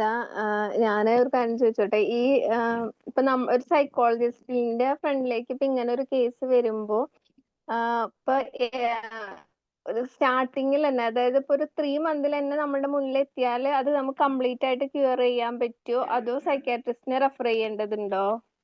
ഫസ്റ്റ് അതോ 3 സ്കോപ്പ് മന്ത്സിലൊക്കെ നോക്കിയിട്ട് ചെയ്യണോ? സാധാരണ ഇതിൽ ഏറ്റവും വലിയ രസം എന്താണെന്നറിയോ, ഇത് നമ്മളെ കയ്യിലേക്ക് വരുന്ന മിക്കവാറും 4-5 വർഷം കഴിഞ്ഞിട്ടായിരിക്കും. ഒരിക്കലും ആദ്യത്തെ 2-3 മാസത്തിലൊന്നും ഒരു കൗൺസിലിങ്ങിലേക്ക് ഇത് വരൂല. കാരണം ഇതെല്ലാവരും ഇതേപോലെ സപ്രസ് ചെയ്ത് വെക്കും. ഇത് നോർമലാണ്, കുറച്ച് കഴിഞ്ഞാൽ താനേ മാറിക്കോളും, കുറച്ച് കഴിഞ്ഞാൽ താനേ മാറിക്കോളും എന്ന് പറഞ്ഞിട്ട് ഇത് കൗൺസിലിംഗ് വരൂല. എങ്ങാനും വരുവാണെങ്കിൽ ആദ്യത്തെ ഒരു ഫസ്റ്റ് 3 മന്ത്സിനുള്ളിൽ വരുന്ന എന്ത് കേസും നമുക്ക് നോർമൽ കൗൺസിലിങ്ങും ഒരു ഇൻസ്പിറേഷൻസും മോട്ടിവേഷൻസും ഈ ചെറിയ രീതിയിലുള്ള കോഗ്നിറ്റീവ് CBT പോലുള്ള തെറാപ്പികളൊക്കെ കൊടുത്താൽ തന്നെ അത് പെട്ടെന്ന് ഹീലിംഗ് വരും. Thank you sir. ഇപ്പൊ കൂടുതൽ ഇപ്പൊ അവരുടെ ഡ്യൂറേഷൻ കൂടിയിട്ടുണ്ടെങ്കിൽ നമ്മൾ സ്കോറിംഗ് നോക്കിയിട്ട് ആണോ നമ്മളിപ്പോ സൈക്കാട്രിസ്റ്റിനെ റെഫർ ചെയ്യേണ്ടത്? അതപ്പോ അതെ അതെ ഹാംഡി അങ്ങനെ അതെ നോക്കിയിട്ട്? അതെ അതെ അതെ. അപ്പൊ അവിടെ നമുക്കറിയാം ഒരു സൈക്കോസിസിലോട്ട് പോകുന്നുണ്ട്. അവരുടെ സിംറ്റംസ് നോക്കുക, ഹെലൂസിനേഷൻ, ഷിസോമാനിയൊക്കെ ചില ആളുകളിൽ വരും. പേഴ്സണാലിറ്റി ട്രൈറ്റ്സ് ഒക്കെ വരും. അത് ക്രോണിക് ഡിപ്രഷൻ ആയി കഴിഞ്ഞാൽ പിന്നെ അതൊരു പേഴ്സണാലിറ്റി ട്രൈറ്റ്സ് വരും. അവിടെ നമുക്ക് എങ്ങനെയായാലും സൈക്കാട്രിയുടെ ഒരു ട്രീറ്റ്മെന്റ് വേണ്ടി വരും. ഇപ്പൊ ഞാനൊക്കെ ചെയ്യാനുള്ള നമ്മൾ മെഡിസിൻസ് തന്നെ, ഞാൻ ഡോക്ടർ ആയതുകൊണ്ട് നമുക്ക് ഇവിടുന്ന് മെഡിക്കേഷൻസും കൂടെ കൊടുത്തിട്ടാണ് ഞാനത് ചെയ്യാൻ നോക്കുക. സാറ് പറഞ്ഞ പോലെ ഇതുപോലെ ഇപ്പോഴും ഞാനൊരു ക്ലിനിക്കിൽ നിൽക്കുന്ന സമയത്ത് ഇപ്പൊ ഒരു 2-2.5 വയസ്സായ ഒരു കുട്ടിയെ കൊണ്ടാണ് ഒരു അമ്മ വന്നിരുന്നത്. അപ്പൊ ഇതുപോലെ കുട്ടീനെ തലേ ദിവസം പോലും അവര് കുട്ടീനെ കൊല്ലാൻ വേണ്ടി ശ്രമിച്ചിരുന്നു എന്നാണ് അവരെ ബൈസ്റ്റാൻഡേഴ്സ് പറയുന്നത്. അപ്പൊ അവരപ്പോഴാണ് ഇത് പോസ്റ്റ്മോർട്ടം ആണ് എന്നുള്ളത് ഒരു ഡൗട്ട് തോന്നിയിട്ട് വന്നിട്ടുള്ളത്. അപ്പൊ നോക്കാം, ഇതുപോലെ കുട്ടിക്ക് 2.5 വയസ്സോളം ഉണ്ട്. 2.5 വർഷം കഴിഞ്ഞിട്ട് അവർക്ക് ഡൗട്ടാണ് ആണോ ട്രീറ്റ്മെന്റ് കിട്ടിയിട്ടില്ല. അപ്പോഴും ഒരു ഡൗട്ടിലാണ് അവര് വന്നിട്ടുള്ളത്. എന്താ വെച്ചാൽ ഇങ്ങനെ അതിന് മുന്നും ഇങ്ങനെ ഇൻസിഡൻസ് ഉണ്ടായിട്ടുണ്ട്, പക്ഷെ അന്ന് അവർക്ക് തോന്നിയിട്ടില്ല. അത്രേ ഉള്ളൂ. അതിന് വല്ലാണ്ടൊക്കെ താങ്ക് യു ചെറുതാക്കി സർ. സാറിന്റെ ക്ലാസ് വളരെ ഹെൽപ്ഫുള്ളായിരുന്നു. ആളുകൾ വല്ലാണ്ടൊക്കെ ചെറുതാക്കി കളഞ്ഞു. അത് ഇത്രയും ചെറിയ കാര്യമാണ്. കാരണം ഇന്നത്തെ ആളുകൾക്ക് ഞാൻ പറയാണ് 2 കാര്യമാണ് ഇല്ലാത്തത്. ഒന്ന് ഇൻഡിവിജ്വാലിറ്റി, വ്യക്തിപരമായുള്ള കാര്യങ്ങൾ തീരുമാനങ്ങൾ എടുക്കാനോ അഭിപ്രായങ്ങൾ പറയാനോ ഒരു കോൺഫിഡൻസ് ഇല്ലായ്മ, സെൽഫ് എസ്റ്റീം ഇല്ലായ്മ. അതാണ് ഒന്നാമത്തെ കാര്യം. രണ്ടാമത്തെ കാര്യമാണ് ഇത് അറിവില്ലായ്മ. ഒരു തരത്തിലും അവയർനെസ് ഇല്ല. ഒരു കാര്യങ്ങൾ പറയേണ്ട കാര്യങ്ങളോ എന്തിനും ചെറുതായി കാണുക. ഇതൊക്കെ ഇത്രയും കാലമായില്ലേ, ഏതാ ടെക്നോളജി ഉള്ള കാലം, ഈ കാലത്തൊക്കെയാണ് ഇപ്പൊ ഇങ്ങനത്തെ സംഭവങ്ങൾ എന്നൊക്കെയാണ് ചോദിക്കുക. അപ്പൊ അത്രയും മെന്റൽ സ്റ്റെബിലിറ്റി ഇല്ലാത്തൊരു കാലത്ത് നമ്മൾ ജീവിച്ചുകൊണ്ടിരിക്കുന്നത്. അവിടെ ഇനി എങ്ങനെയൊക്കെയാണ് പ്രശ്നങ്ങൾ വരിക നമുക്ക് നോക്കേണ്ട ആവശ്യമില്ല. നമ്മുടെ ജീവിതത്തിലെ സാഹചര്യങ്ങളിൽ ഏത് തലങ്ങളിലും പ്രോബ്ലംസ് ഉണ്ട്. ആ പ്രോബ്ലംസിന് കൃത്യമായി ട്രീറ്റ് ചെയ്യാൻ ഇന്ന് മക്കൾക്കും ആർക്കും അറിയില്ല എന്നുള്ളതിന്റെ തെളിവാണ് പോസ്റ്റ്മോർട്ടം ഡിപ്രഷൻസിന്റെ എണ്ണം. വളരെ കാരണം നമുക്കിപ്പോ ഞാൻ ഫസ്റ്റ് തുടക്കത്തിലൊക്കെ ഈ പോസ്റ്റ്മോർട്ടം ഡിപ്രഷന്റെ ക്യാമ്പയിനൊക്കെ നടത്തുന്ന സമയത്ത് ഒരു മനുഷ്യനെയും കിട്ടൂല, ആരും വരാറില്ല. കാരണം അവർക്കുള്ളിൽ ആർക്കും അറിയില്ല ഇത് പോസ്റ്റ്മോർട്ടം ഡിപ്രഷൻ ആണെന്നുള്ളത്. ഇതൊക്കെ പിന്നെ കുറെ കാലത്തിന് ശേഷമാണ് ഇതാണ് ഇത് പ്രശ്നമാണ് എന്നൊക്കെ മനസ്സിലായത്. ഇതൊക്കെ ഞാൻ പഴയ കാലം, ഞാൻ എന്റെ ഉമ്മയോടൊക്കെ ചോദിച്ചിട്ടുണ്ട്, ഉമ്മാന്റെ കാലത്തൊക്കെ ഇങ്ങനെ ഉണ്ടായിരുന്നു. ഞാൻ കുറെ പ്രായമുള്ള ആളുകളടുത്ത് സംസാരിക്കുന്ന സമയത്ത് അവർക്കൊക്കെ ഉണ്ടായിട്ടുണ്ട്. പക്ഷെ അവർക്കൊക്കെ അത് ഹീൽ ചെയ്യാനുള്ള മെറ്റീരിയൽ എന്തായെന്ന് വെച്ചാൽ അറിവില്ലായ്മയായിരുന്നു. ഒരു തരത്തിലും അറിവുണ്ടായിരുന്നില്ല. പിന്നെ അവർക്ക് ഈ പറഞ്ഞ കുറച്ച് വെറുതെ ഇരുന്ന് സമയം ചെലവാക്കാനുള്ള ടൈം ഉണ്ടായിരുന്നില്ല. ഒന്ന് കഴിഞ്ഞാൽ അടുത്തതിന് വേറെ പണികളുണ്ട് അവിടെ. എന്തെങ്കിലും കഴിഞ്ഞ് അത് കഴിഞ്ഞ് ഇത് കഴിഞ്ഞ്, കാരണം ഒന്നിനും ഒക്കെ മാൻ പവർ ഉള്ള കാലമായിരുന്നു അത്. എല്ലാം മാൻ പവർ തന്നെയാണ്. നമ്മൾ ഡയറക്റ്റ് തന്നെ ചെയ്താൽ മാത്രം നടക്കുന്ന കാര്യങ്ങളായിരുന്നു. അപ്പൊ അവിടെ ഒരുപാട് തോട്ട് പ്രോസസ്സിങ്ങിനുള്ള ടൈം അവിടെ ഇല്ലാത്തതുകൊണ്ടാണ് പല കാര്യങ്ങളും വല്ലാണ്ട് മോശമാവാത്ത അവസ്ഥയിലേക്ക് പോവാതെ അത് കുറേ. എന്നാലും അന്നത്തെ കാലത്തും പോസ്റ്റ്മോർട്ടം ഡിപ്രഷൻസ് ഉണ്ടായിരുന്നു. പ്രഗ്നൻസിക്ക് ശേഷം മാനസിക തലം തെറ്റിയ ഒരുപാട് ആളുകളെ എനിക്കറിയാം. പഴയ ആളുകളിൽ അവർക്കൊന്നും ട്രീറ്റ്മെന്റ് കിട്ടിയിട്ടില്ല. അപ്പൊ അവരൊക്കെ പിന്നീട് അത് ഭ്രാന്താണ്, അവർക്ക് അതായത് പ്രഗ്നൻസിന്റെ കാരണമാണെന്നുള്ള ഒരു റീസണും അന്നൊന്നും ഒരാളും അത് പറയാറുണ്ടായിരുന്നില്ല. ഇപ്പോഴാണ് ഇപ്പൊ ഏകദേശം നമുക്കൊരു 3-4 വർഷമായിട്ടാണ് കാര്യമായിട്ട് ഈ ഒരു പോസ്റ്റ്മോർട്ടം ഡിപ്രഷൻസിന്റെ ക്യാമ്പയിനുകളും അതിന്റെ ക്ലാസ്സുകളും കാര്യങ്ങളൊക്കെ ഡെവലപ്പ് ചെയ്ത് വന്നതെന്നുള്ളതാണ് ഞാൻ റിസർച്ച് ചെയ്തപ്പോൾ എനിക്ക് മനസ്സിലായ ഒരു കാര്യം. Doctor thank you sir. അത് സാർ പറഞ്ഞത് ശരി തന്നെയാണ്. എന്താ വെച്ചാൽ മുമ്പ് ഇതുപോലെ എന്റെ കൂടെ വർക്ക് ചെയ്യണ ഒരു കുട്ടിയുടെ ഉമ്മ ഇതുപോലെ ഡിവോഴ്സ് ആയുള്ളതാണ്. അപ്പൊ നമ്മളിങ്ങനെ എന്താ അവളുടെ ഫ്രണ്ടാണ്, അപ്പൊ എന്തുകൊണ്ടാ ചോദിച്ചോ പറഞ്ഞത് ഉമ്മ അനിയത്തിനെ കിണറിലേക്ക് ഇട്ട് കളഞ്ഞു. അപ്പൊ അങ്ങനെ അന്ന് ഡിവോഴ്സ് ആയി, ഉമ്മയ്ക്ക് ഭ്രാന്താണ് പറഞ്ഞു. പക്ഷെ അപ്പൊ നമ്മളിപ്പോ ഈ ഒരു ഫീൽഡിലായോണ്ട്, ഞാന് മെഡിക്കൽ ഫീൽഡും ആണ് സൈക്കോളജിസ്റ്റും ആണ്. അപ്പൊ അതുകൊണ്ട് ഞാൻ ഇങ്ങനെ പറഞ്ഞു മേ ബി ഈ പോസ്റ്റ്മോർട്ടം ആയിക്കൂടെ എന്നുള്ളത്. അപ്പൊ സംഭവം അന്നൊന്നും അത് അറിഞ്ഞിട്ടില്ല. അന്ന് അവര് ഡിവോഴ്സിലെത്തി, ഉമ്മയ്ക്ക് ഭ്രാന്താണ് എന്നുള്ള ഒരു നിഗമനത്തിലെത്തി. വർഷങ്ങൾക്ക് മുമ്പ് ഉള്ളതാണ്. പക്ഷെ ഇപ്പൊ അത് നമ്മൾ അറിയുന്നത് പോസ്റ്റ്മോർട്ടം ആയിരുന്നു എന്നുള്ളത്. പക്ഷെ ഇപ്പൊ വന്നിട്ട് പിന്നെ ഇപ്പൊ ആ കുട്ടി ഇപ്പൊ ഒരു സിംഗിൾ പാരന്റ് ഉള്ളൂ. ഇപ്പൊ ഉമ്മയായിട്ട് വലിയ കോണ്ടാക്ട് ഇല്ല. ഒരുപാട് കാണാം. അങ്ങനെ ഒരുപാട് കഥകൾ നമ്മുടെ ബാക്കിലോട്ട് ഞാൻ പറയാറുണ്ട്. നമ്മളൊരിക്കലും ക്ലയന്റിലോട്ടൊന്നും പോകണ്ട, നമ്മൾ ഫാമിലിയിലോട്ട് തന്നെ പോയാൽ മതി. നമ്മുടെ കുടുംബത്തിലേക്ക് തന്നെ പോയി അവരോടൊക്കെ സംസാരിച്ച് കഴിഞ്ഞാൽ തന്നെ ഇതിന്റെ ഒക്കെ ചരിത്രങ്ങൾ നമുക്ക് കിട്ടും. ഉണ്ടായിരുന്നോ? ആരും പറയാൻ പറ്റില്ല. എന്റെ ഫാമിലിയിൽ ഞാൻ ആരും പറയാറില്ല ഇത് പണ്ടൊന്നും ഉണ്ടായിട്ടില്ല, ഇത് ഇപ്പൊ ഉള്ളതാണല്ലോ എന്ന് പറയാറില്ല. കാരണം അതിൽ കൃത്യമായ തെളിവുകൾ എന്റെ കയ്യിലുണ്ട്, എന്റെ കുടുംബത്തിൽ തന്നെ. അതുകൊണ്ട് ആരും അത് പറയാറില്ല. അപ്പൊ അത് നമ്മൾ ആദ്യം അവയർനെസ് കൊടുത്തിരിക്കണം എന്നുള്ളതാണ്. ഇപ്പൊ എന്റെ വൈഫിന്റെ ഒക്കെ കേസിൽ ഞാൻ ആദ്യം ഒരു അവയർനെസ് കൊടുത്തിരുന്നു. ഒരുപാട് സാഹചര്യങ്ങൾ ഇതിലുണ്ട്. കാരണം എന്റെ വൈഫും അത്ര ഇമോഷണലി അത്ര സ്റ്റേബിൾ ആയ ഒരാളല്ല. തുടക്കത്തിൽ അങ്ങനെ ഒരുപാട് സാഹചര്യങ്ങൾ ഉണ്ടാവുന്ന ഫാമിലിക്ക് തന്നെ ആദ്യം കൃത്യമായിട്ട് ഞാൻ കൊടുത്തിരുന്നു. ഈ കൂടെ നിൽക്കുന്ന ചേച്ചിമാരോ താത്തമാരോ ഒക്കെ കാണും, ഈ ഒരു പ്രഗ്നൻസിക്ക് കഴിഞ്ഞു കഴിഞ്ഞാല് കൂടെ ഒരു 40 ദിവസം നിൽക്കുന്ന ആള്, അവർക്കൊക്കെ ഞാൻ നല്ല ക്ലാസ് കൊടുത്തിട്ടുണ്ടായിരുന്നു. കാരണം അവരൊക്കെ ഡീൽ ചെയ്യുന്ന രീതിക്ക് അനുസരിച്ച് ഈ ഒരു പെൺകുട്ടിയിൽ ഒരുപാട് ഇമോഷണൽ ചേഞ്ചസ് വരാൻ സാധ്യതകളുണ്ട്. എല്ലാ പഴുതുകളിലേക്കും ഒരു സിസ്റ്റം ക്രിയേറ്റ് ചെയ്തിട്ടില്ലെങ്കിൽ അത് എവിടെന്നെങ്കിലൊക്കെ ഒരു പ്രശ്നം ക്രിയേറ്റ് ആയി കഴിഞ്ഞാൽ പിന്നെ നമ്മൾ അറിയുന്നത് ചിലപ്പോ 1 വർഷം കഴിഞ്ഞിട്ടോ 2 വർഷം കഴിഞ്ഞിട്ടൊക്കെ നമുക്കത് വിസിബിൾ ആയിട്ട് കാണാൻ പറ്റുള്ളൂ. അപ്പൊ അവിടെ ചിലപ്പോൾ സ്വഭാവങ്ങളൊക്കെ മാറിയിട്ടുണ്ടാവും. നമ്മൾ ചില ആൾക്കാർ പറയും ഒരു കുട്ടിയൊക്കെ അതിന്റെ ശേഷം എന്റെ സ്വഭാവമൊക്കെ ആകെ മാറി എന്നൊക്കെ പറയും. ആ സ്വഭാവം മാറിയതിന്റെ റീസൺ ഇതാണ്. അവിടെ ഒരുപാട് കാര്യങ്ങളാണ് മാറിയിട്ടുള്ളത്. അപ്പൊ അതിനെ റിക്കവർ ചെയ്യാൻ അവർക്ക് അപ്പോഴും പറ്റിയിട്ടില്ല. 5 വർഷം എടുക്കാം, ചിലപ്പോ ഓട്ടോമാറ്റിക്കലി റിക്കവർ ഒക്കെ ആവട്ടോ, ചിലപ്പോ 5 വർഷമോ 10 വർഷം കഴിഞ്ഞിട്ട് അത് റിക്കവർ ആവുള്ളൂ എന്നുള്ള കാര്യങ്ങളൊക്കെ ഉണ്ട് അതിൽ. Thank you sir. ഓക്കെ. ഒരു കേസ്, അതായത് ഇപ്പൊ പ്രഗ്നൻസി കഴിഞ്ഞിട്ടുള്ള ഒരാളാണ്. ഒരു കുട്ടിക്ക് ഒരു 3 to 4 months ആയി. അപ്പം അവർക്ക് എന്താണ് പല ഹെൽത്ത് ഇഷ്യൂസ് ഉണ്ട്. അതൊക്കെ ഇവര് പറയുന്നത് എന്താ വെച്ചാല് ഈ കുട്ടിയെ പ്രസവിച്ചതിന് ശേഷമാണ് എന്ന് പറഞ്ഞിട്ടാണ് ഇങ്ങനെ പറഞ്ഞുകൊണ്ടിരിക്കുന്നത്. അത് ഇതൊരു പോസ്റ്റ്മോർട്ടത്തിന്റെ ഒരു ഇതാണോ? ഒന്നും കൂടെ ഒന്ന് പറയാമോ? അതായത് ഈ മദറിന് എന്താണ് കുട്ടിക്ക് ഒരു 3 to 4 months ആയി. പിന്നെ ഈ പറയുന്നത് എന്താ വെച്ചാല് പല ഹെൽത്ത് ഇഷ്യൂസ് ഉണ്ട്. പിന്നെ അപ്പൊ അതൊക്കെ കാരണം ഈ കുട്ടീനെ ഞാൻ പ്രസവിച്ചു കഴിഞ്ഞതിന് ശേഷമാണ് ഇത് കാരണമാണ്. അങ്ങനെ കുട്ടിയോടൊരു ഇതുള്ള പോലെ. അതെ. സെൽഫ് ക്രിറ്റിസിസം അതെ സെൽഫിനോട് ഇങ്ങനെ സെൽഫിനോട് തന്നെ. അത് പറയുന്ന പിന്നെ ഒന്നും ഹെൽത്ത് ഇഷ്യൂസ് ആണെങ്കിൽ നമ്മൾ കാണിച്ചിട്ട് ഒരു ക്യൂർ ആവാത്ത പോലെ, അത് മാറുന്നില്ല. എത്രയോ ഡോക്ടേഴ്സിനെ കാണിച്ചിട്ടും പറയുന്നത് എനിക്ക് മാറുന്നില്ല, ഇത് കാരണമാണ് ഈ ഡെലിവറി കാരണം, എനിക്ക് ഒരു കുഴപ്പം അതുവരെ ഇല്ലായിരുന്നു. അതെന്നെ ഇങ്ങനെ കണ്ടിന്യൂ ചെയ്ത് പറഞ്ഞുകൊണ്ടിരിക്കുക. അപ്പം അത് ഇതിന്റെ ഒരു സ്റ്റാർട്ടിങ് ഇതിന്റെ ഭാഗം തന്നെയാണത്. ഓക്കെ. കാരണം അവരാ സെൽഫ് ഡൗട്ട് വരാനുള്ളത് അവരെ തന്നെ സെൽഫ്ലെസ് ആയിട്ടുള്ള തോട്ടാണത്. സെൽഫിനെ ഹാം ചെയ്യുന്ന തോട്ടാണത്. സെൽഫിനെ ഹാം ചെയ്ത തോട്ട് വരിക ഡിപ്രസീവ് ആയിട്ടുള്ള ഒരു സ്റ്റേജിൽ എത്തുമ്പോഴാണ്. അപ്പൊ ആ ഒരു സെൽഫ് ക്രിറ്റിസിസം നന്നായിട്ട് വന്നിട്ടുണ്ടെങ്കിൽ ഈ ഞാൻ കാരണമാണ് കുഞ്ഞിന് ഈ സംഭവം സംഭവിച്ചിട്ടുള്ളത് എന്നുള്ള തോട്ട് പ്രോസസ്സ് മെല്ലെ മെല്ലെ കുഞ്ഞിനോട് ദേഷ്യം വരാനുള്ള കാരണങ്ങളിലേക്കൊക്കെ എത്തും. അത് എത്തുന്നതിന് മുമ്പേ തന്നെ അതിനെ ഹീൽ ചെയ്യാനുള്ള പരിപാടികൾ ചെയ്യണമെന്നാണ്. ഓക്കെ. കുഞ്ഞിനെ ശ്രദ്ധിക്കാനോ ഒന്നിനും ഒരു അതെ ഇൻട്രസ്റ്റ് ഉണ്ടാവില്ല. ഇൻട്രസ്റ്റ് ഇല്ല ആ ഒരു സിറ്റുവേഷൻ. അങ്ങനെ വരുന്നുണ്ടെങ്കിൽ പെട്ടെന്ന് അത് ഹീൽ ചെയ്ത് കൊടുക്കണം, ഇല്ലെങ്കിൽ കുഞ്ഞിനെ ബാധിക്കും അത്. Okay, thank you sir. Okay, അപ്പൊ നമുക്ക് ബാക്കി എന്ത് ചെയ്യാം, തീർച്ചയായിട്ടും ക്ലാസ്സുകൾ നിങ്ങൾക്ക് ഉപകാരപ്പെട്ടെന്ന് വിചാരിക്കുന്നു. ബാക്കി നമുക്ക് എന്ത് ചെയ്യാം, ഗ്രൂപ്പുകളിൽ ചർച്ചകൾ കൊണ്ടുവരാം. ഇതിലിപ്പോ നമുക്ക് ആ ഒരു ലേഡീസ് ഓൺലി ഗ്രൂപ്പിലുള്ള ആളുകൾ ആരൊക്കെ ഉണ്ട്? ഇതിൽ നമ്മളൊരു ലേഡീസ് മാത്രമുള്ള ഗ്രൂപ്പ് ഉണ്ടായിരുന്നു. ആ ഗ്രൂപ്പിൽ ഉള്ള ആരെങ്കിലും ഇതിലുണ്ടോ?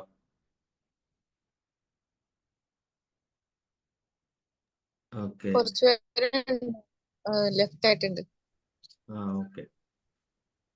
സാറിന്റെ ഗ്രൂപ്പ് അല്ലേ? സാറ് ഡിസ്കസ് ചെയ്യുന്ന ഗ്രൂപ്പ് അല്ലേ? അതെ ലേഡീസ് മാത്രമുള്ളത്. നമുക്ക് ജനറൽ ആയിട്ട് ഗ്രൂപ്പ് ഉണ്ട്, ലേഡീസ് മാത്രമുള്ള ഗ്രൂപ്പ് ഉണ്ട്. ഞാനുണ്ട്. അപ്പൊ ഇല്ലാത്തവര് അതില് ആഡ് ചെയ്തോളൂ.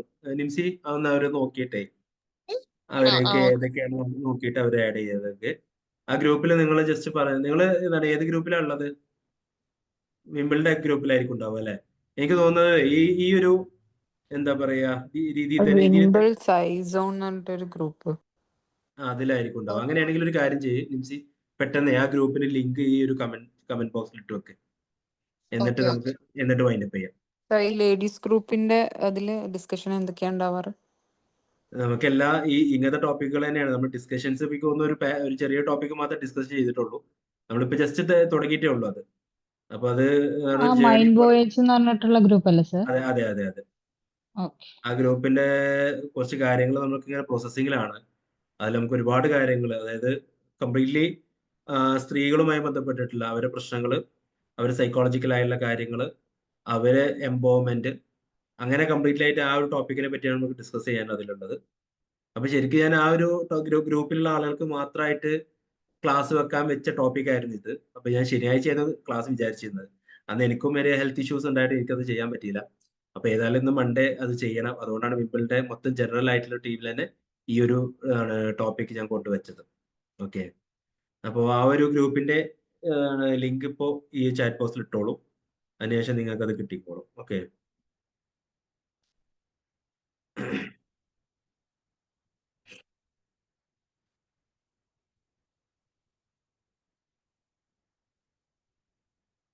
ഇതാണ് ഗ്രൂപ്പ് കേട്ടോ. അപ്പൊ അതെല്ലാരും അതിൽ ഓൺ ആക്കിയിട്ട് ജോയിൻ ചെയ്യാൻ നോക്കുക. നമുക്ക് എന്തായാലും ഭാവിയിൽ കുറച്ച് കാര്യങ്ങളൊക്കെ അതിൽ ചെയ്യാനുണ്ട്. പിന്നെ ആ ഗ്രൂപ്പിന്റെ പ്രത്യേകത എന്ന് പറഞ്ഞു കഴിഞ്ഞാൽ ഉള്ള ആളുകൾ ഇതിലുള്ളവരും മാക്സിമം അതിൽ കുറച്ച് കാര്യങ്ങളൊക്കെ അതിൽ ഷെയർ ചെയ്ത് തുടങ്ങിയാലേ നമുക്കത് ചർച്ചകൾ വരുള്ളൂ. ചർച്ചകൾ എന്തായാലും നമുക്ക് എന്തായാലും ഓൺ ആക്കണം. ഒരു ഡിസ്കഷൻ മാത്രമേ കഴിഞ്ഞുള്ളൂ തോന്നുന്നുണ്ട്. വേറെ ഒന്നും ഡിസ്കഷൻ അതിലേക്ക് കൊണ്ടുവന്നിട്ടില്ല. തീർച്ചയായിട്ടും അതിൽ കൂടുതൽ കോൺസെൻട്രേറ്റ് ചെയ്യാനുള്ള തീരുമാനങ്ങളുണ്ട്. ഓക്കെ, അപ്പൊ നമുക്ക് എല്ലാവർക്കും കിട്ടിയാലോ അല്ലേ? ശരി, അപ്പൊ നമുക്ക് വൈൻഡപ്പ് ചെയ്യാം. ബാക്കി നമുക്ക് പിന്നെ കാണാം. Okay, good night. Thank you sir.